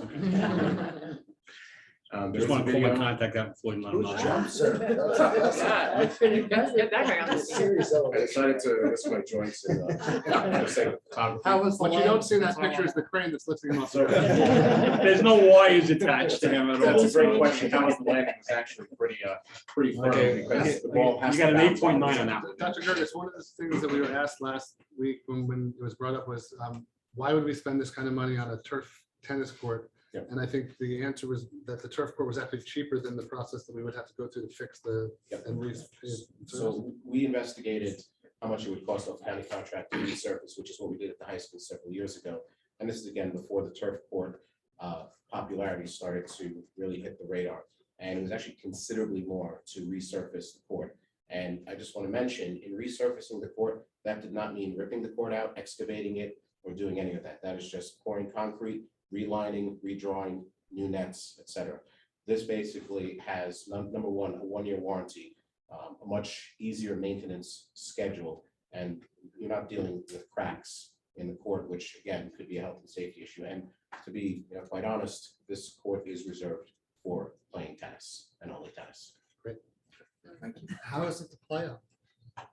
I mean, I hit an ace, so. Yeah. It's like grass. I mean, is that different? I mean, is it A little slower. students? It's slightly slower than an asphalt court, but definitely at that level, as far as when you're developing middle school athletes, it certainly is a better approach to development of skill on a turf tennis court. And over time, it'll actually flatten out and be more dense, and the ball will actually be more quicker than it is when it first goes out. So I've spoken to our team, our coaches, they love it. I think in terms of joint impact too, there's an added benefit versus a hard court. Yeah, absolutely. The other consideration that we had in the tennis court, we discussed this extensively. Based on the condition, again, of the old court, let's say somebody falls, they scrape their knee, would there be a much more sustained injury versus this where it is a softer fall, but there is the firmness that remains. The other thing, with the deluge that happened about 2 weeks ago now, that was actually very good for the court because it impacted the initial fill of material, so then another fill of sand went over it. And just to give an idea, there's 110,000 pounds of sand that went into this. Okay, and then last two items on the agenda for us is the security update and the facilities. Yes, so security update, just very brief. Wayne Small, who's in the audience with us, was accompanying the Suffolk County Police Department Homeland Security Division, as mentioned before, for the security walkthroughs. This is the quote-unquote security audit that we had discussed before. I believe 4 out of the 5 buildings were completed earlier this week on Tuesday and Wednesday, given the size of the high school. They're going to be coming at a later date, I think in a week or two. Probably about 2 to 3 weeks. 2 to 3 weeks. They'll be coming to complete. We actually did meet with our Director of Technology and our Director of Facilities. The Homeland Security Group was accompanied by not just only a security guard in each building, respective to that building, but also a member of the facility staff as well. So they got a good lay of the land. And we also discussed our technology initiative with the smart bond that I also mentioned last week. As they are well aware, we made it clear that we don't have the interior cameras, but we were looking to pursue that through the smart bond. That's pretty much the main item of security. Okay. And the last piece is the school district audit. So this is the second part of the 2-part presentation that I began last week. And to kind of frame why this is important is, as we've emerged from COVID over the last few months, it's important that boards of education, the public, understand the purpose of the audit committee and audits, especially that on the agenda tonight is the approval of the independent audit. So just to kind of give an idea and a visual, we call this the 4 pillars. What are the audits? What do they hold up and what do they represent? There's the claims audit, the external audit, the internal audit, and the state controller's office. Those are the 4 primary audits. I'll get into them briefly in a little bit. And as you see, the Parthenon or other ancient structure on the screen, how it's constructed. There's the business office, and above the business office are the controls and the reporting. The pillars themselves are the audits mentioned, which then ultimately report to the audit committee and the Board of Education, all for the purpose of safeguarding the financial health of the Sayville School District, and really any school district or municipality in the state. So what are the 4 audits? The external audit, which on an annual basis, they audit the financial statements to render an opinion of whether they're adhering to GAAP, the generally accepted accounting principles. The internal auditor, who on an annual basis performs risk assessments and helps the board identify and develop internal controls to reduce financial risk by selecting a particular area or areas of focus. The claims auditor, who on a weekly basis ensures that our expenditures, our checks in, our checks out, that is, are properly itemized and documented. And then there's the big one, which happens about every 5 years or so, the New York State Office of the State Controller Audit, in which they correspond with the district when they come in and they're going to audit a particular area. And that takes several months usually. And the report is issued, sometime after that. And that is a result of what, as I mentioned last week, was the 5-point plan developed back in about 2006. Where are we in that 5-year cycle? We have 2 years left, two to go. So the 5-point plan, just to reiterate, it's designed to strengthen auditing, training, and financial oversight by school district officials and their boards. 6 hours is the required training time and financial oversight training for newly elected board members. Its intent was also to strengthen the claims audit function.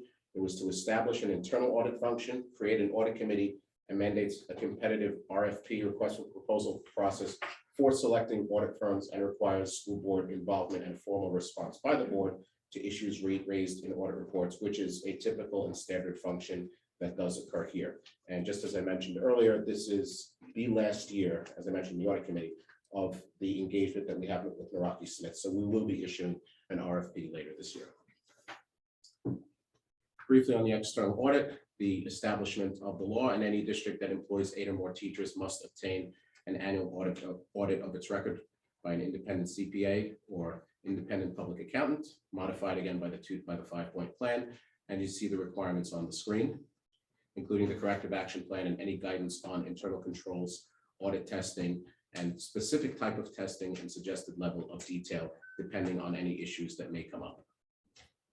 The objectives: procuring goods and services in a manner assuring prudent and economical use of public monies in the best interest of the taxpayers, establish and maintain sound internal control structures, design appropriate internal controls for effective operation and safeguarding school district assets against loss, waste, and abuse. Similar, the internal audit function, the establishment, second part of the law. Also, again, any district employing fewer than 8 teachers is not subject to this provision. That was actually also modified a few years after that. Also established by the 5-point plan. The requirements: a risk assessment, a review of school district fiscal policies, procedures, and practices, evaluation of the district's internal controls, an annual review, as I mentioned before, of the risk assessment and periodic testing and evaluation. A report does have to be prepared at least annually to indicate any significant risk assessment findings, any recommended changes for improving controls, and also identifying timeframes for implementation. Why is this in place? As an efficiency review, attaining most output for products or services for the amount of input, materials, supplies. Are we being resourceful? Are we being efficient?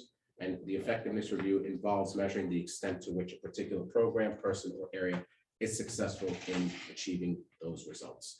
Basically, is what the district doing having the right impact or effect? Compliance review ensures all areas of operations are compliant with and in accordance with applicable laws, regulations, contract provisions, grant agreements, and internal board policies and procedures. In a nutshell, is what the district doing having the right impact or effect in this area? The internal auditor should be focused on assisting the district and business office in improving its operations, policies, and procedures. And why is this important? Because as we finish the external audit, the internal audit will be coming up next in the coming months. Claims audit, again, this is a much more frequent function. The board may adopt a resolution. Again, this is straight from the law, establishing the office of the deputy claims auditor, who shall act as claims auditor as well. In their absence, what is their job? Is basically to authorize payments that do leave the district on a weekly, bi-weekly basis. And listed below are the credentials or the qualifications for such individual. Objectives: ensuring that only legitimate claims against the district are paid, ensuring proper documentation and itemization are provided, the payment is for a legal purpose, and a transaction was properly authorized prior to approving the voucher. And the board has the authority to audit all claims or to delegate the full responsibility to the claims auditor. They must have knowledge in sound financial, educational, financial operations, pertinent legal requirements, policies, and the other items listed above. What's interesting is that the board could actually be the claims auditor. Yes, like the final stop. But that's like so antiquated. Yes, Because you'd be going through how many checks do we put out in a week or whatever. and there's a council Yeah. there. And finally, the New York State Office of the State Controller function conducts performance audits of local governments and districts. They provide findings or conclusions based on an evaluation of evidence against criteria. Again, this is an audit that takes months. It's not like a 1 or 2 week affair. Local officials use those findings to improve program performance and operations, reduce costs, and contribute to public accountability. With respect, because it is New York State within the guidelines of this audit, how it is established, they're non-binding. However, recommendations are issued to the Board of Ed. A corrective action plan must be developed and submitted. Implementation must be identified and followed up with, and listed below are some of the audit areas of note, including the last one, which is board oversight, which is becoming more and more an area of focus by the Controller's Office. And again, just to reiterate what this looks like, what it represents, the 4 pillars, the 4 audits, and what they hold up. And just acknowledgements that all the information within this are pulled from the OSC website, our board meetings, commissioner rules and regulations, and New York State ed law. If you just can go back one slide. So, following up the discussion we had last week, what I like about this slide is that it demonstrates that auditing is really our friend for the board. The claims order is independent. He's looking at the daily routine every week, looking at checks, approving that they're correct and true. The external audit, they look at our final books at the end of the year, make sure that they're in line with state regulations.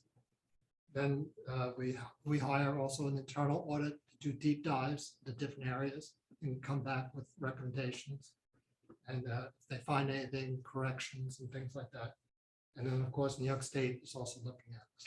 So that's what gives boards, I guess, support to make sure that fiscally we're responsible with the community's funds. And that's why, like, with the setup with the audit committee, because we had discussions about that, is if boards can choose to have all board members or some board members and community members, which is totally up to the board.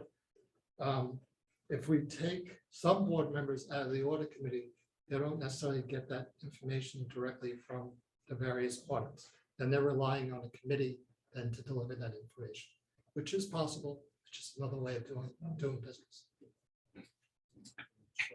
The Office of the State Controller audit, that's not done in a vacuum. They do look at a district's audit reports, internal, external, since we have to submit them to the state for them to evaluate or hone in on an area that they'd like to focus based on certain criteria, also what they are looking at with other districts. Thank you, Sam, very much. Now we transition into the board section of the agenda. Thank you.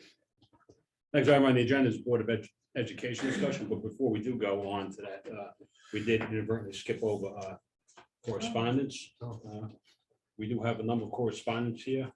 It's mostly from our students thanking the board. I'm thinking this is Sunrise Drive, of course it's sunny yellow, but I'm not sure, but we do have a number of cards and notes from students as well as staff.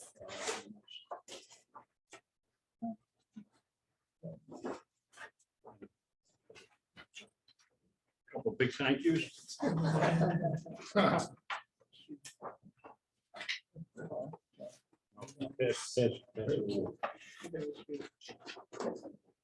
These as well, so thank you.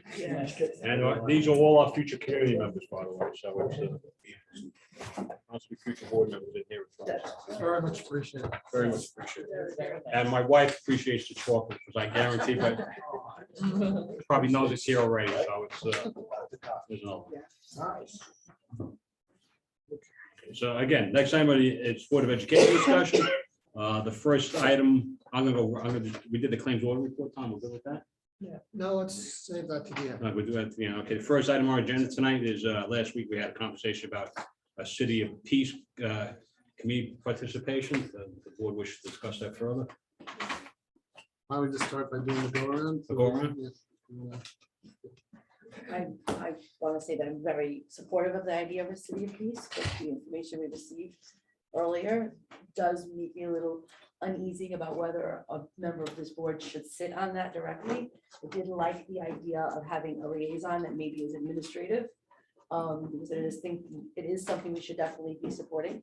So that's what I think. I agree. I think there can be some type of conflict there when you're having the same person on both sides. And I too like the idea of the administrative liaison, kind of takes the board part out of it. Based on the information I received from Mr. Spencer. I have no problem with the board members sitting on the committee. I think it's fine. They report back to us. If there's a controversial vote, they could bring it back. I'm very, very supportive of the city piece. Our restaurants and stores in town are in favor of it. I have no problem. Well, let's be clear about what a city of peace is. What you're saying is, as a community, you're committed to peacemaking. And it's declared by proclamation. A school, by its very existence, is peacemaking because you're educating. I'm very familiar with what a city of peace is. I have very many close friends in Patchogue that went through it. And I think for me, in this day and age, I think the way we talk to each other is kind of a model of how to get along with each other, and that's always been the case. I don't, you know, I wasn't here for private discussion about what a possible conflict. I do have actually friends though that are like school law attorneys, and like, you know, like I always talk about this with them. And it's like, I think people just think peacemaking is good, so I don't see what, and I'm curious to see what I missed. Sure. And maybe after everybody gets a turn to go, I'll ask Mr. Spencer to kind of. Yeah. share out. Well, back, yes. I think I'm in full support of, becoming a city of peace. I think a liaison rather than an actual committee member is probably the district best interest and, Yeah, I mean, I think as a member of the board, there may be some conflicts, but not just with the City of Peace, any organization that you're a part of. My understanding is if you have decision-making authority in that committee, and then there's business for the district, that's where the conflict would be. Business, yeah. Yeah. I need to hear what I. Yeah, exactly. And so it doesn't matter if it's City of Peace or if it's the village chamber or something like that. That's where those conflicts can come in. It's still manageable, just it can be more difficult. Are you saying that if you're a chamber member, you shouldn't be on the board of ed? If you're a decision maker in that organization, Okay. that's what I'm saying. Like on multiple boards. And it's not that you don't, it's not, my understanding is it's not that you can't be, it's just that No, it creates. It more could difficult. create. So why don't we let Mr. Spencer? Doug, do you want to just Can I go? clarify? Oh, I'm sorry. Yeah, sorry. I'm left out, okay, not being very peaceful tonight. I apologize. I think, listen, I think this whole conversation started about putting a peace pole up at the admin building. And I really don't want to lose sight of what that original objective was. Regardless of whatever this decision is, I still think the district doesn't need the City of Peace to tell us to put a peace pole up. And that's where we started. And I think we've given as many peace poles up in any of our buildings, in all of our buildings, but I think to Tom's point, we've become too involved with so many different types of outside organizations. We're going to start losing focus to what our real job is. So it's I think to have a liaison certainly is possible, but our objective was to put a peace pole up, and I think that's where our first vote should be. Our first discussion should be: do we want to put a peace pole up here? And the second part of the discussion is what conduit do we want to do with it?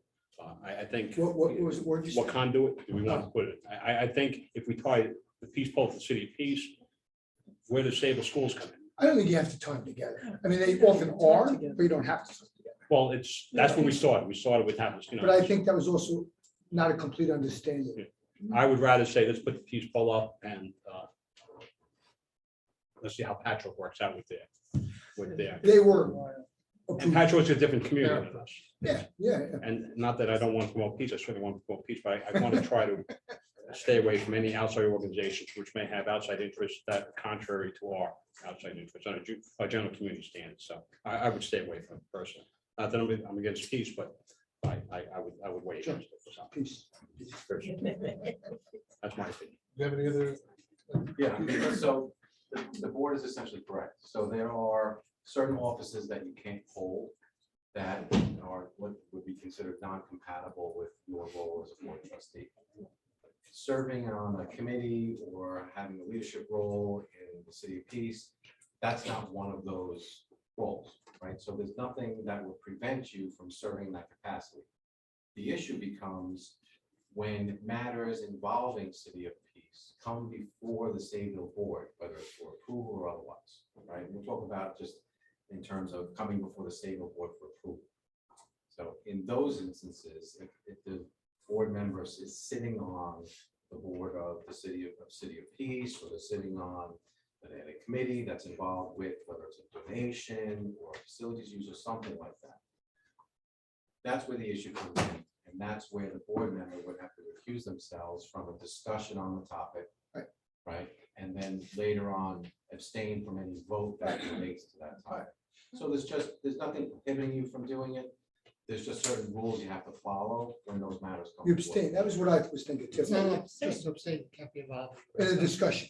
Well, like, for example, I'm a board member, well, Lieutenant Michael Murphy, Navy SEAL is here. So like for me, if something came up where there was some kind of decision to be made, that part I didn't know, like abstain from the conversation. Abstain from the vote is almost like self-evident. You have a conflict. You can't. So Jim, to your point, so abstaining from the discussion relates to the fact that you may or may not know information that the rest of the board will not, right? As a result of your involvement with that organization. I get it. So you're participating in that discussion would it have, would it essentially taint, right, other board members' decision-making ability by providing that information, and providing your input. So that's why you'd abstain from the discussion. I mean, for my part, I'd like for us to better understand what it is, like maybe we'll talk after this, another executive. So what I'm session. going to recommend based on what I heard from some of the board members is why doesn't the district, allow the staff members to look into understanding it better and then report back to you some information. But I think at this point, we're clearly saying that there's not a need or desire to create that kind of situation where you have a board member sitting on that committee and then the board and having that conflict of interest. So let's avoid that. And if we want to put up a peaceful, in the name of peace, in our own way, with our own approach, then we can certainly do that. I would, my feeling is I would rather have more conversation about this, including maybe having somebody like, I can give you an example, like Brian McCullough was the president of the Rotary Patch Up, business owner, right up on Lincoln Avenue. Again, he was Rotary president.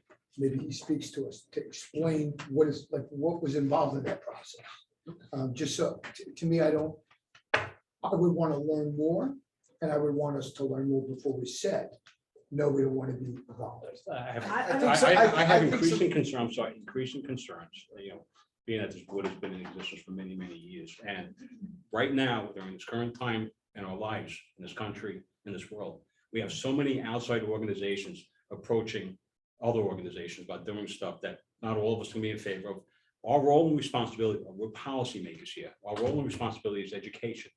And listen, we all want peace. There's nothing wrong with a peace bowl. We have to be very cognizant of all of the outside organizations that are pushing too much influence on boards of education. That includes both political parties right now. There's the City of Peace. It's a lot of organizations. Let's stick to what our core responsibilities are as the best education we provide to our students. Let's put a peace pipe up. I'm sorry. Yes, I went to school in the 70s, so it's good. For those listening at home, I meant nothing by it, but It's okay. But again, our role and our responsibilities is education. We're policymakers, and in City of Peace, what's the next organization that we're all going to be all comfortable with, but the next board that comes on may not be comfortable with. Again, I have great concerns about being influenced by outside organizations. My question is, since I wasn't privy to that conversation last week because I had my open school night, what role specifically would the board play in Sayville becoming a City of Peace? Wouldn't that be more of a municipality? No, Like what? A town of Islip? No, It's a like, proclamation. It's a You're- no, it's a collection of different organizations. right. So they were looking for membership, Right. you know, to be a part of that. I organization. don't think we need an outside organization to decide we need to have. Yeah, peace but and like, safety. No, but that we that just- was the question. I don't Yeah, think- right. I think we need to clarify though that the city of peace, for Sayville to be declared a city of peace, the school board is not essential. Correct. If there are other Oh, they're organizations that are They're working part on of it. that, The part- correct. So the school board can still be part of that, the spirit of what it is by putting a liaison on it, but to have this messiness of a board member sitting on it that can or cannot and should or shouldn't, is or isn't having conversations, or, whatever it is, it's just too, it's too nebulous to be clear, and additionally, it's gonna cause more problems to get those of us that are in favor of a city of peace, and it can be done without us. And what happens, So- and what happens after we name ourselves City of Peace? Where do you go from there? You have to, What's the next, what's don't City of have Peace? let me put something out to What's the John, next step? to answer your question. This is, I think, why it means something to me. Like when we think about strides, we identify key values. And like what you're saying is we declare these values to be important. Now you gotta live up to them. So I think that you want to be, like what you're saying is that we're committed to these principles. Now we're bound to live. I up just to want to be them. clear, But I a just key- want to be clear about yeah. something, that the strides program has nothing. It's I zero. want Zero. to, Dr. Bush, you used the Thank key you. word, you said we. And we, everyone in this room is part of the we. We are the group of individuals who declare peace. I don't need an outside organization to say, that's, you guys are City of Peace. You live I in mean, a- we're spinning ties here. But you live in a big world. We're not like, I think, Peace here is same as peace in Bayport. Peace here is the same as peace in Patchogue. but when Peace here you, is the same. but as when you Florida. state it more, when you're basically, applying to say, we want to be recognized. It's a little bit more formal and it's a little bit more of a process and it's more discussion. And I think what you're saying is, like, to say like outside organizations, like in other words, outside organizations, like it's, I don't see, I think we live in a world that we're part of the world. You know what I mean? To James's point, again, like, our mission is an educational mission. I would like to see some research and background information on how City of Peace is funded, who, what their board is comprised of. Again, I'd have a hard time believing something titled the City of Peace has a nefarious goal in trying to negatively influence our students. But at the same time, yes, there's a lot of outside groups trying to influence what school districts are doing and our policies and how we educate children. So again, I think your point of applying a standard across the board is just and that should be done, but at the same time, let's make sure we're comparing apples to apples in terms of like our educational mission and Who's a group that maybe we want to send a board member to be a liaison on. Like, again, let's just make sure we're comparing apples to apples, and again, we're applying the same standard to all organizations. You need to know what the apples are. The committee has already started. Yeah, It was again, it's happening outside of basically- us, like, it's doesn't- whether or not we want to send It's someone. or not. basically, they would, of course, like a board member to be on it. But if we don't want to be, that's a decision. Why don't we just talk to, I mean, that's where I. I just think it's safer to send an administrative liaison than it is to have this, possible conflict. I just think it's safer. I don't think we have a consensus. I don't think so either. As an individual, people can do whatever they want, but I don't think we have a consensus as a board. I agree. So No, I we think don't. that's the. So as of now, I think. But for me, I'd like to, like, We can collect more. I'd like, right, that's really what I feel. I want to just get more information because I have a pretty good understanding of it, but I think it'd be helpful if we all. Okay. Next topic. Thank you, everybody.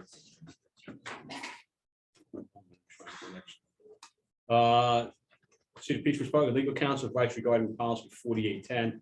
I do know last week the board did have a good conversation concerning it. Doug, do you want to weigh in for 2 minutes on that? And the board will have another discussion. Sure. So we're talking about controversial issues and we're talking about as they arise in the context of instructional materials that are presented during the course of instruction, right, in the classroom. So what we had discussed was, and what my recommendations and or advice to you was that you have as part of your teacher's contract a provision in there that in sum and substance relates to and or controls in scenarios where materials and or items otherwise might come up during the course of instruction, right? Whether or not it's a child bringing it or raising it during the course of social studies class, right? I think that's probably the more popular class where social issues are going to come up. So how those issues get treated in the context of the classroom, those are addressed by your teacher's contract. It provides the parameters within which they must stay when those issues come up and what they can teach you and what they can't. Adding the policy on top of that, first of all, it's prophylactic, right? You don't need it, right? It would be in addition to something that you already have. Second issue that may be is that it's already addressed by a collective bargaining agreement. So that policy would seek to add on to and add on other restrictions that are not a part of that provision of the collective bargaining agreement. That's been bargained for. It's a term and condition of employment. You can't do it unless you bargain it. So you're not going to add that to or on top of what you already have. But putting that all aside, the issues covered by the contract, you don't need the policy. Thank you. So I would just like to, before anyone talks about the value, I've talked about it with Doug, we've talked about it last week. I've looked into it. I feel, as Doug has mentioned, the policy is so much broader and so much more nebulous than what our contract already says. Yeah. So my recommendation to the board is to leave it alone, let it go, and let's just continue to operate under the contract, which basically says teachers have an obligation to teach the curriculum of New York State, and our obligation as administrators is to ensure that they do. And that's basically what we do. So I would like to keep it that way, but I'd like to recommend that to you and hear what you have to say about it.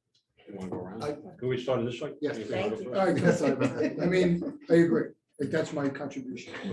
Yeah, I think if teachers felt exposed or not supported, I mean, the fact of the matter is we're a public educational institution. You know, to John's point about where we're at in terms of division in this country, we haven't been here since, you know, the build up to the Civil War.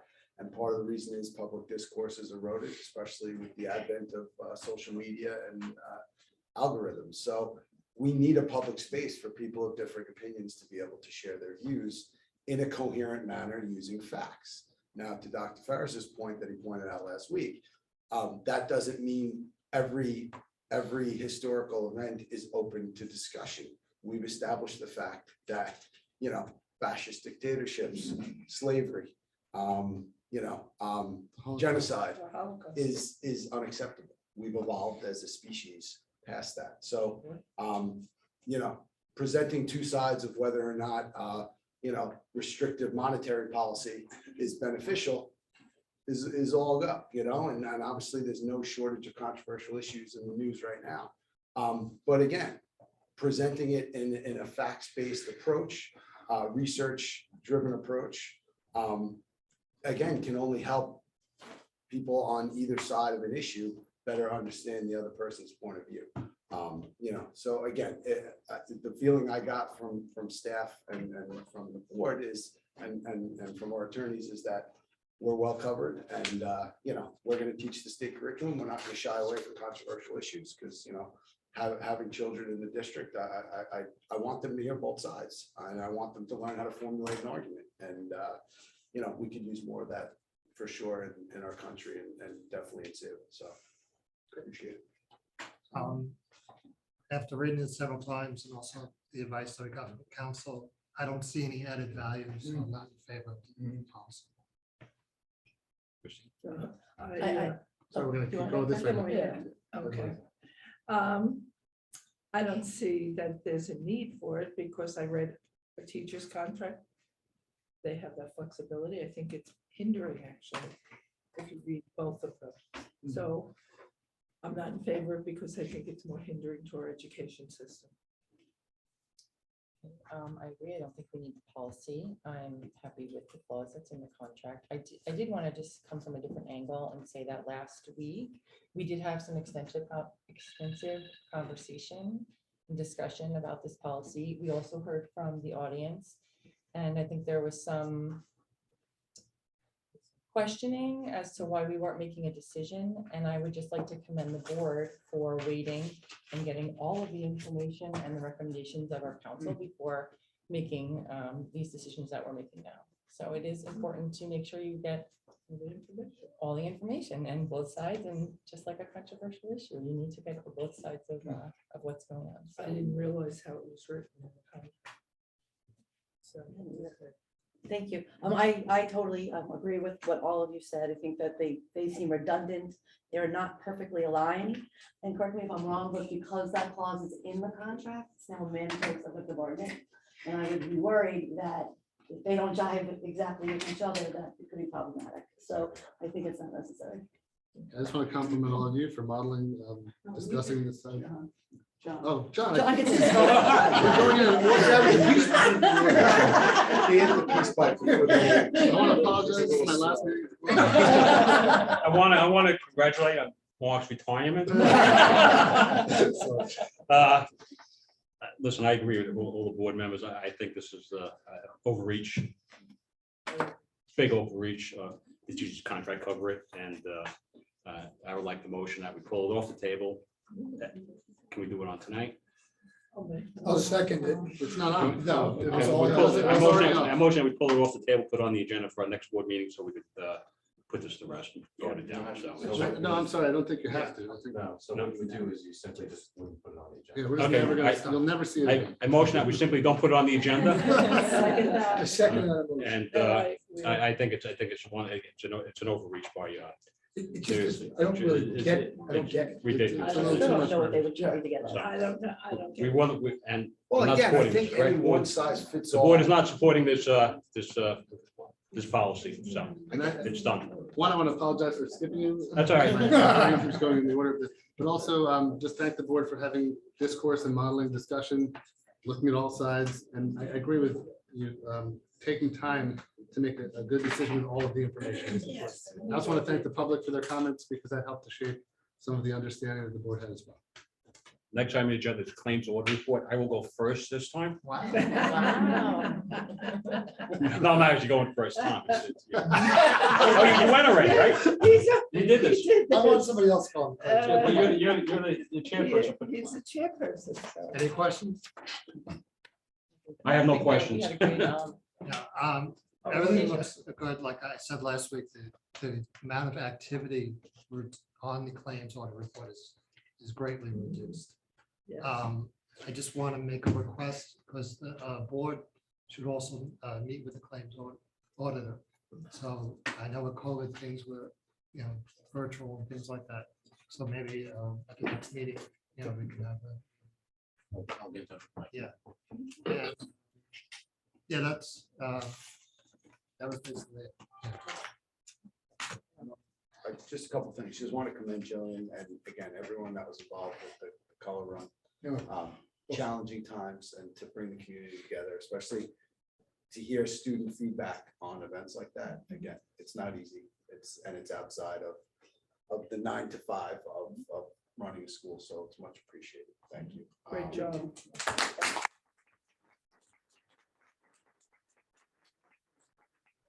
The number of staff members that were here on a Saturday was, it was like everybody. That's And probably that the was just nicest part, so to awesome see to see. staff with their families, their own children, and our community and everyone together. It's very uplifting. to Yeah. see. That's part of the healing process, And I just want to commend you, Dr. Farris, just getting feedback from students and soliciting, what their experience is like. It's new to us, but I think it's necessary to help us do our job, which is, help them be the best they can. They're the ones we're making decisions about. They should have the voice. Right? Absolutely. Good idea. Very good. And I also just wanted to add with the following up with the audit discussion and everything. So my proposal is that we go through the remainder of this year, the way this setup is.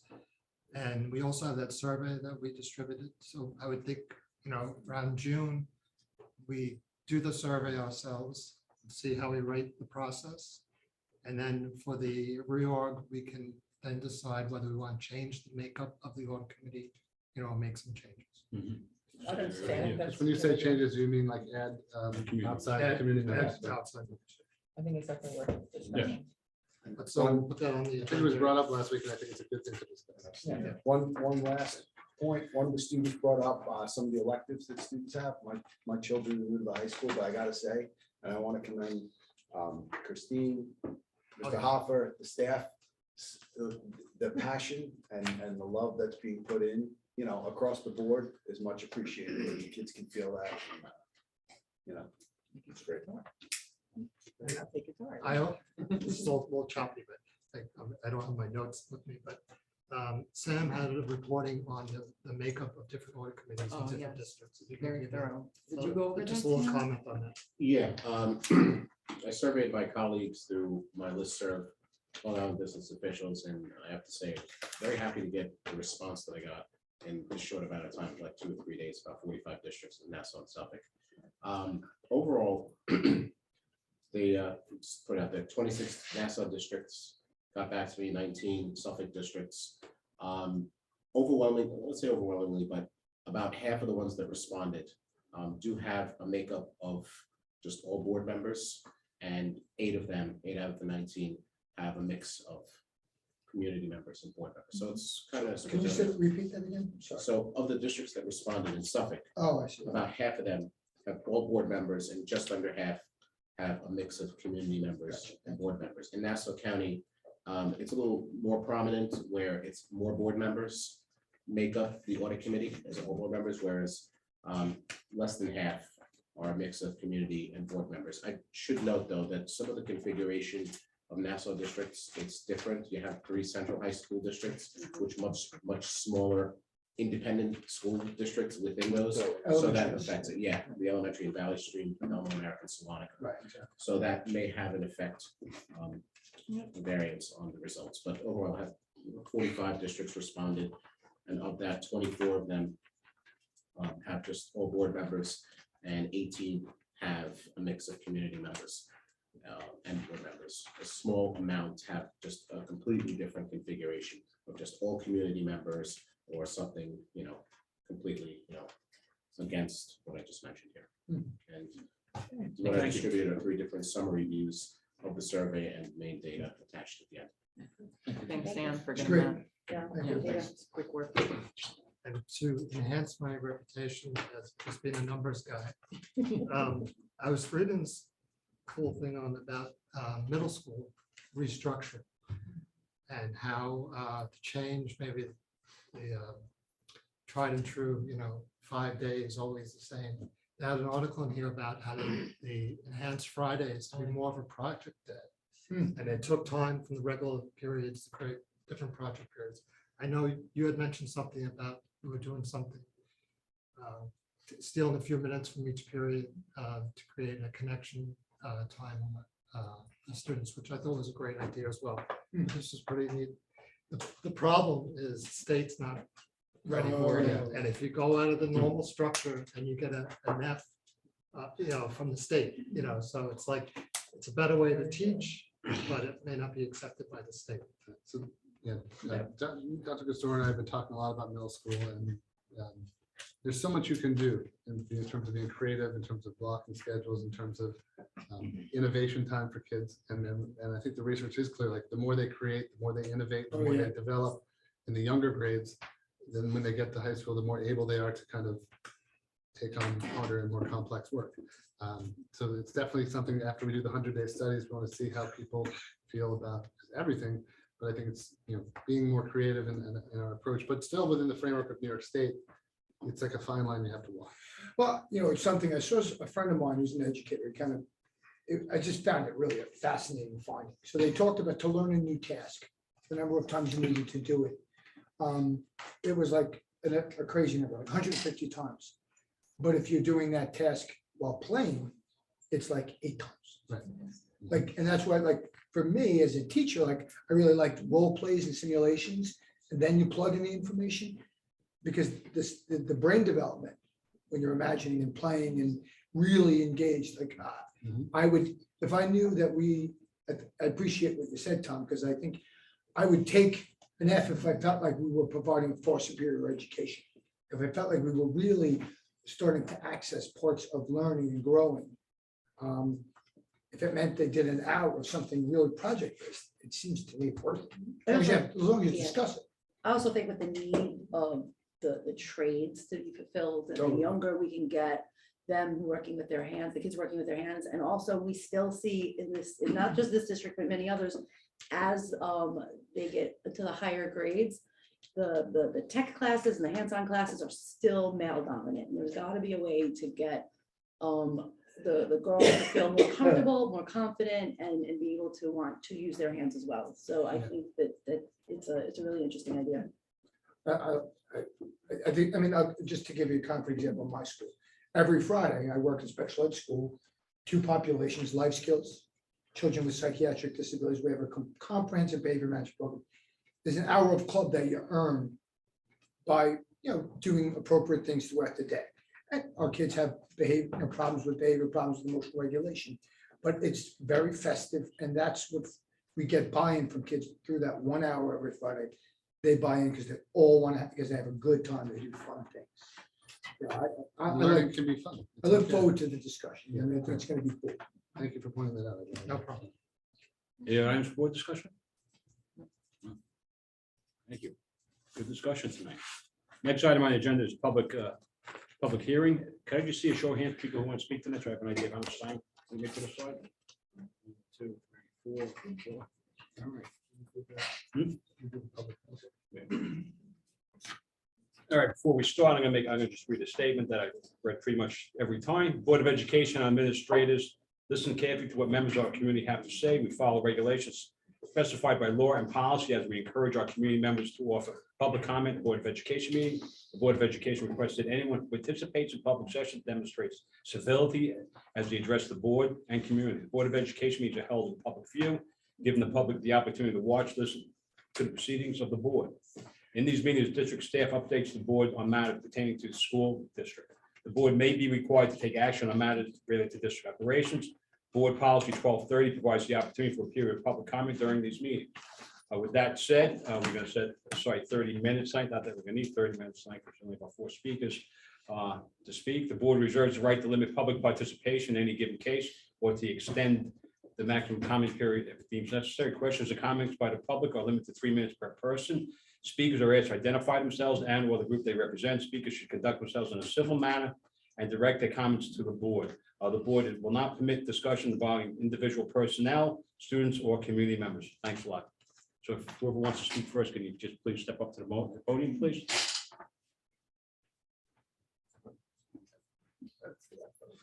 I'll go first. I'm stoked. I was at a game, sorry.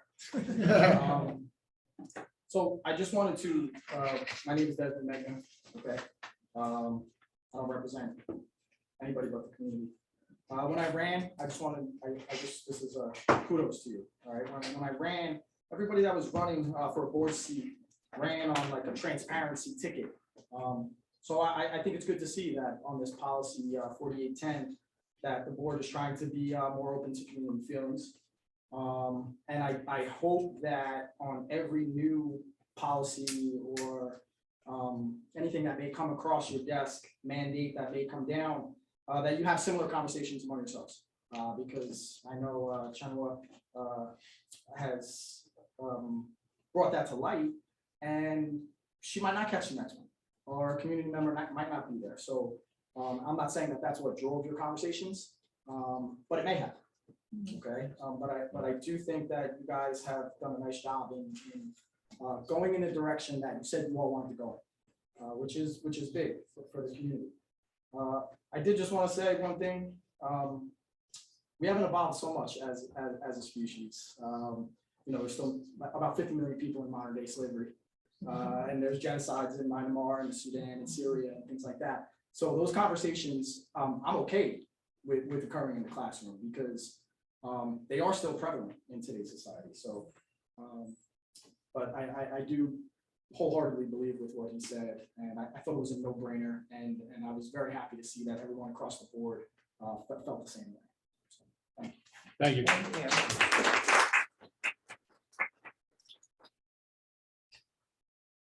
Next, please. Mike John, I just want to say thank you, Dr. Curtis, for your research on the audit committees.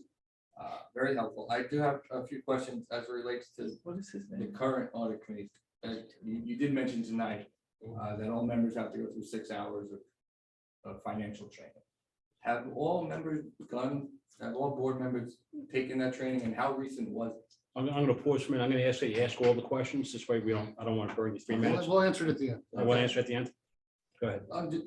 Just out of curiosity, because I did look on the website as a director said last night, there used to be like board member bios on the website. There was some nice new photos, but I didn't see a full bio, so I couldn't determine if anyone has a direct financial background, or more education background, or more psychological background. I couldn't determine if it's a financial background in your board member or you're an educator and a board member, because a 6-hour course is great, but that's like me saying, I think I took a 6-hour one-day workshop in school administration, so sign me up. It takes quite a long time to become a professional auditor, so that's it. But thank you for looking into it. I look forward to hearing what you do about it next. Thank you. Thank you. I'm going to answer all the questions of everyone at the end, and then if there are follow-ups, we can kind of talk through that. Next speaker, please. Good evening, John Raymond here, Sayville homeowner, 11 years, resident of Valley. Covered, I was going to talk extensively on 2 issues. I'm going to cut that down to 1. You guys were covering the 2 topics of interest to me tonight. I would just say that I commend a board member for coming out against this International Cities of Peace. I think that's a wise move. I think it should have a massive focus on the basics, reading, writing, arithmetic, basic education, try to catch up from all the losses with the COVID, etc. So I think that's very, very good. I also think that a comment was made about outside organizations. Are they all nefarious? No, but a surprising number of them are. They have their own interests in mind, their own agendas, which are not necessarily the agendas of the kids. So I would, in general, if I, for example, were on the board, I would be very circumspect about attaching myself to any organization.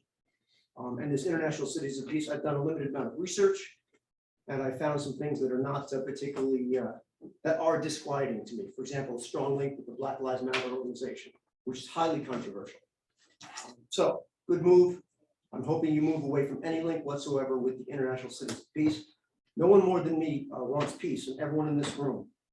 But I think that's a bit of a virtue signaling move, and I think it's a waste of time. I will read my other statement. This is on policy 4810. I do like the way the board seems to be handling this. Well done. I think I can make a generalization though about our linkage with the New York State School Board Association and other school board associations. We talked about outside nefarious organizations. There are aspects of that organization that are nefarious. I think we need to get down to local control, local autonomy, parental rights. So I'm going to read that bit that I wrote regarding policy 4810. Even though we've covered some of it, let me just go forge ahead. It seems to me this policy revision is one of a steady stream of them conceived, formulated, and passed through by the unnecessary New York State School Board Association, so-called NISBA. It's a strongly left-leaning partisan organization fully pushing equality of outcomes over equality of opportunity that is in total thrall to the woke New York State Department of Education head, Betty Rosa. NISBA has no authority to mandate anything. Why must this board even examine and or vote on this proposal or any NISBA proposal? Let's not confuse NISBA with the Department of Education. For the record, it was the umbrella National School Board Association that allowed itself to be cajoled by the federal DOE to request of the Department of Justice the formal declaration of parents' rights proponents as domestic terrorists. My conclusion is we should sever ties with all school board associations and make decisions locally as close to the affected communities as possible. Thank you. Thank you.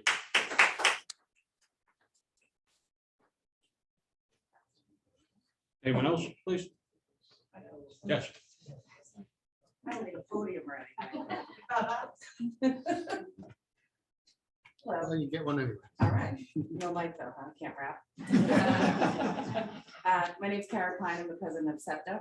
I wanted to thank Dr. Ferris for coming and Kelly coming to our first meeting where we were initiated with fire trucks at the end. And I just wanted to compliment you all. I do think that, we're off to a great start this year. I think it was great seeing some high school students come and share their pros and cons.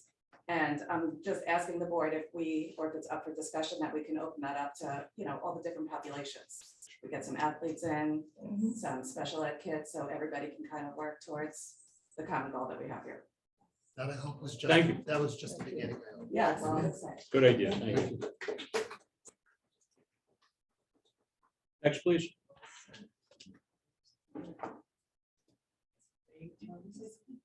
I'm sorry, I can't talk over you. I actually, Chanel Ludwig, I think everyone knows that.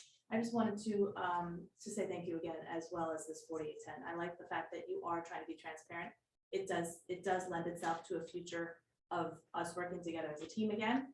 And I do have concerns about policies like that and what they're leading towards. So I'm glad that we didn't fall for that. And I want to make it clear that I am not against controversial issue discussion. It's absolutely healthy and necessary, but we've been doing that all along. And I love the fact that we recognize that we've been doing it. We've been doing it well enough. We're plugging along just fine, and we don't need some other policy to tell us how to do that. So I don't want anyone to think that I'm against controversial issues being discussed. They must be discussed, and they are healthy for children to be able to do that as long as they're mediated properly. So I just want to make sure that's clear, and I just want to say thank you again for discussing that out in the open. Thank you. Thank you.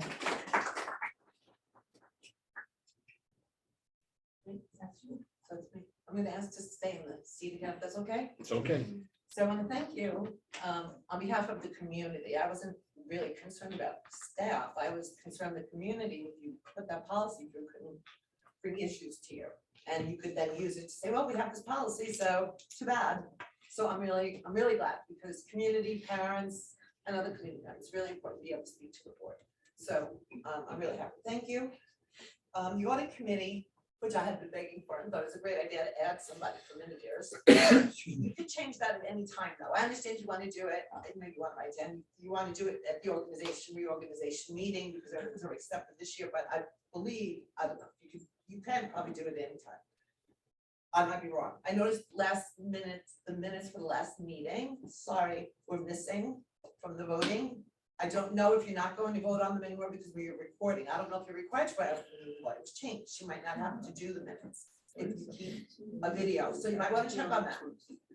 Just trying to update you. What was that question again? I'm sorry. What's the question? I didn't hear the And get question. it in, and get everything in. The city's of peace. That's what I wanted to hear. So I'm sorry, I didn't hear. They heard it. I didn't hear it. Can you repeat the question? Which part? With Not the minutes? The minutes. So I noticed in the voting, because I go with the agenda, Okay. So I noticed the minutes from the last meeting aren't in there to be approved, unless they were put in just before I came, I didn't. Thank you. I But just you might didn't, not need it. I didn't hear the question. You That's it. might not need it because you're recording some chapter or updates of the meeting law. She might not have to do the minute Okay. forms. Okay, so cities of peace, I did my research. And what this gentleman actually said is correct, and I brought you a printed copy right from their website, and I feel badly, the other gentleman here wanted it so badly, but they do support Black Lives Matter, it's right on their website. I don't think that is peace. I mean, their mantra has been around saying no justice, no peace. So I just don't think it's for this town, for law enforcement. I guess if other people are gonna do it, there are all different committees sometimes for different groups. There's chamber, there's this, there's that, there's civic. What this all is a group of small people making decisions for the larger community. And that's not good. And I don't want my schools that I pay taxes for involved in that stuff. So if my school board members are gonna be involved in their official capacity, that's really bad, especially if it's political. All these, there are many peace organizations. I looked at a bunch of them. They all have some political thing going on. I'll give these to you guys later. And now I have a question that said, this is, everybody keep peace in mind. I'm just gonna ask this question.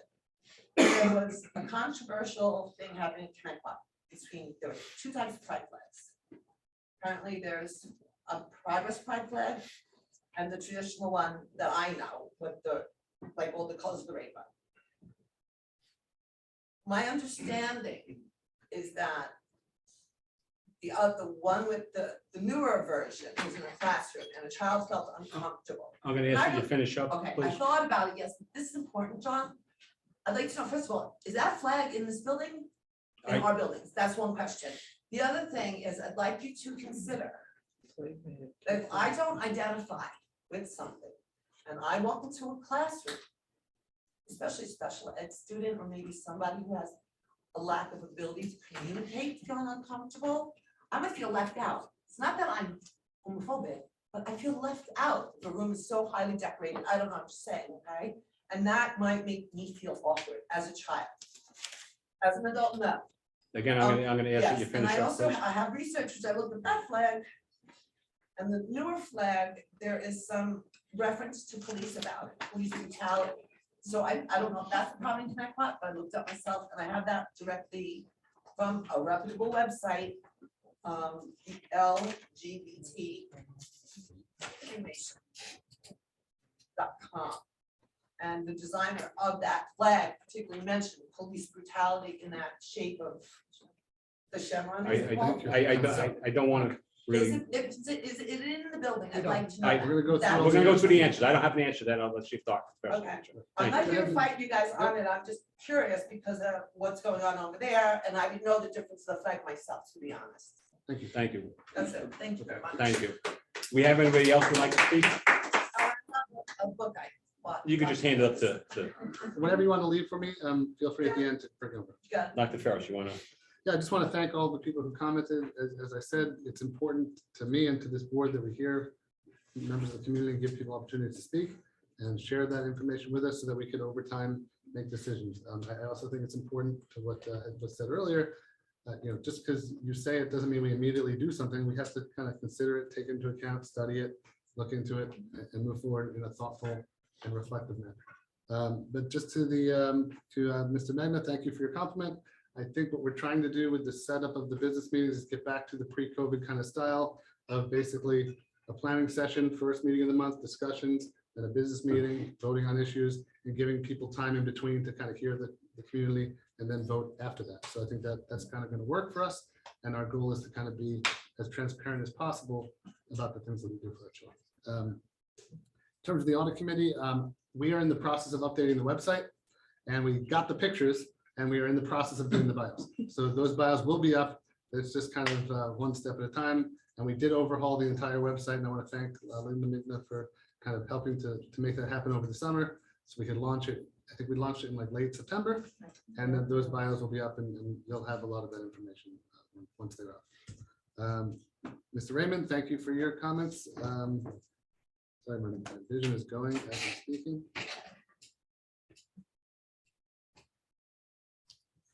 And yeah, just in terms of if you ever have information you want to share with us about organizations or about that's reputable, just you can give it to us, or the district clerk will certainly review it. So and like anyone else, we want as much information as we can so we can make the best decision we can for kids. Ms. Klein, I just want to thank you for your support as a SEPTA president, and we really appreciate the comment.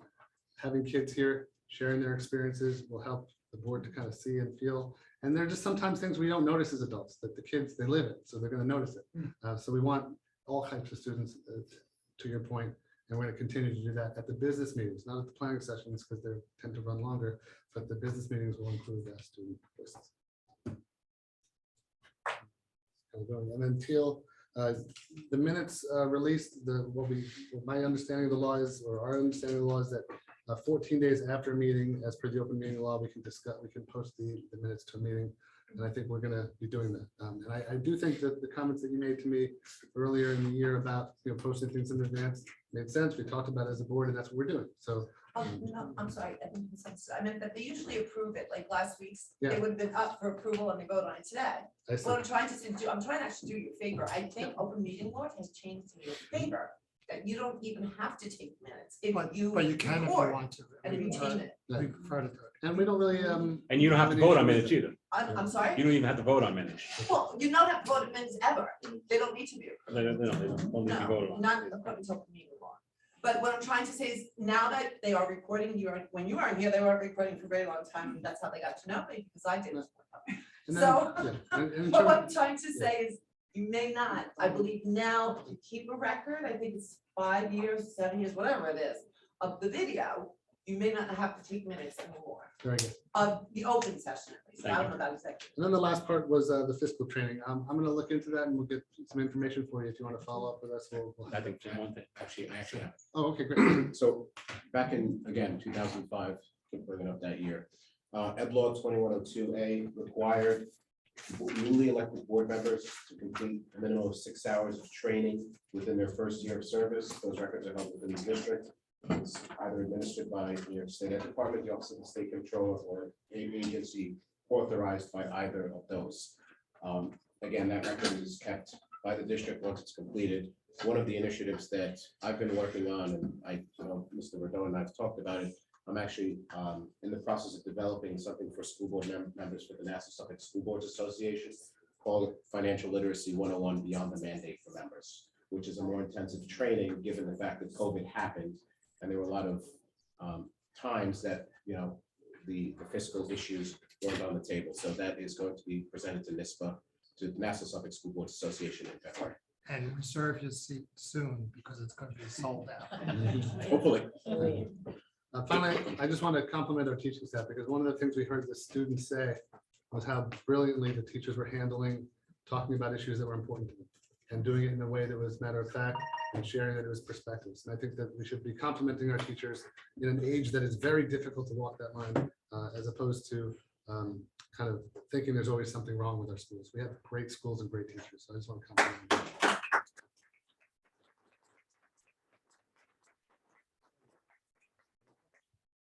Any other comments from board members? We're gonna move right along. The only thing I want to say is I have a financial background. Tom has a financial background. So just to let you know. Good news. You do? No, you said good news. Oh, good news. Okay. Next item on the agenda is recommended action, finance. Could I call 5-1 to 5-7, please? Motion, Motion. second, Second. discussion? All those in favor? Motion carried. Did I skip over? New business personnel, I need the motion for 6-1 to 6-4, please. Motion. Second, discussion? All those in favor? Motion carried. New business other, I need a motion for 7-1 to 7-5, please. Motion. Second, Second. discussion? Yes. Okay. First, do you have anything on the policies that you wanted to mention to us? No, I just Probably- felt, yeah, the ones that are existing. in the- Yeah, the ones that are being, that are under review, the other policies, or do you want, because I think this is a second reading. Yeah, this is the second reading. So if we approve them, they're going to go into policy. One was the executive session policy, which we have it's the ones in red. Yeah. And I think those were the recommended changes. And then the other one was on harassment and student dress code and bullying. And we felt, we reviewed that as a cabinet, and we feel that those are appropriate and in line with our, they're appropriate and in line with our code of conduct. So no dramatic changes. Nothing that we recommend. Okay. We'll pass in the gender neutral bathroom, help with the students' issues. I don't think you have any choice. I know you don't, but they said there's a problem getting to the bathroom sometimes. We'll have to look into that. I'm not sure. Yeah. I'll look into it. Yeah. I just have a question about that one policy that I had a question about. We can review that later at a later date. Which one? 42. The student restraint? Yeah. Yes, that one we're gonna put on the November discussion for public, for Okay. the public work session. Policy number 4421.12. I just wanted to discuss the wording. It's not one we're voting on tonight. It's not, no, it's not for It's a tonight. policy that currently exists. Yeah, for the future. I'd like to talk So that's about student discipline and special rooms and restraints for students with disabilities. So it exists already, and Kelly was gonna ask about language changes, so we're gonna talk about that in our next plan. Okay. Thank you. I meant to ask this, but I don't remember which ones. The religious holidays, they're obviously additional to a long list of Yes, they're others. just being added to the ones that already exist. Okay, and are they and I mean, those are not necessarily days that we have off. So Yeah, those are specific state ed reasons. It has to be approved because on days where their attendance might be lower than a standard day, we report that so we do not get penalized for aid. However, they want the backup that the board recognized and approved that. That's why it's on the agenda. Okay, thank you. It's always a reason. Yeah. Any other discussion? No. Okay, so we did call 7-1 to 7-4, 7-5, I'm sorry. All those in favor? Motion carried. Upcoming dates, We need to go back to executive. Well, if you want to. I would, just for a minute, just catch me up. Yeah. Upcoming dates motion, actually don't need a vote on this, but October 15th homecoming, that's this coming weekend. Who we playing? Let's go Sayville. Shout out to the class Huh? of 82. Is there a rain date? I'm sorry, I play football, I play sports. I don't know, I don't think there's a rain date, but Play in the mud. play in the mud. Okay, November 3rd is the Board of Education workshop meeting. November 9th is a business meeting, and November 11th is we are closed for Veterans Day. I need a motion to go back to executive session to continue our discussion. Second. We in executive session. Thank you all for coming tonight. Really appreciate it. Thank you.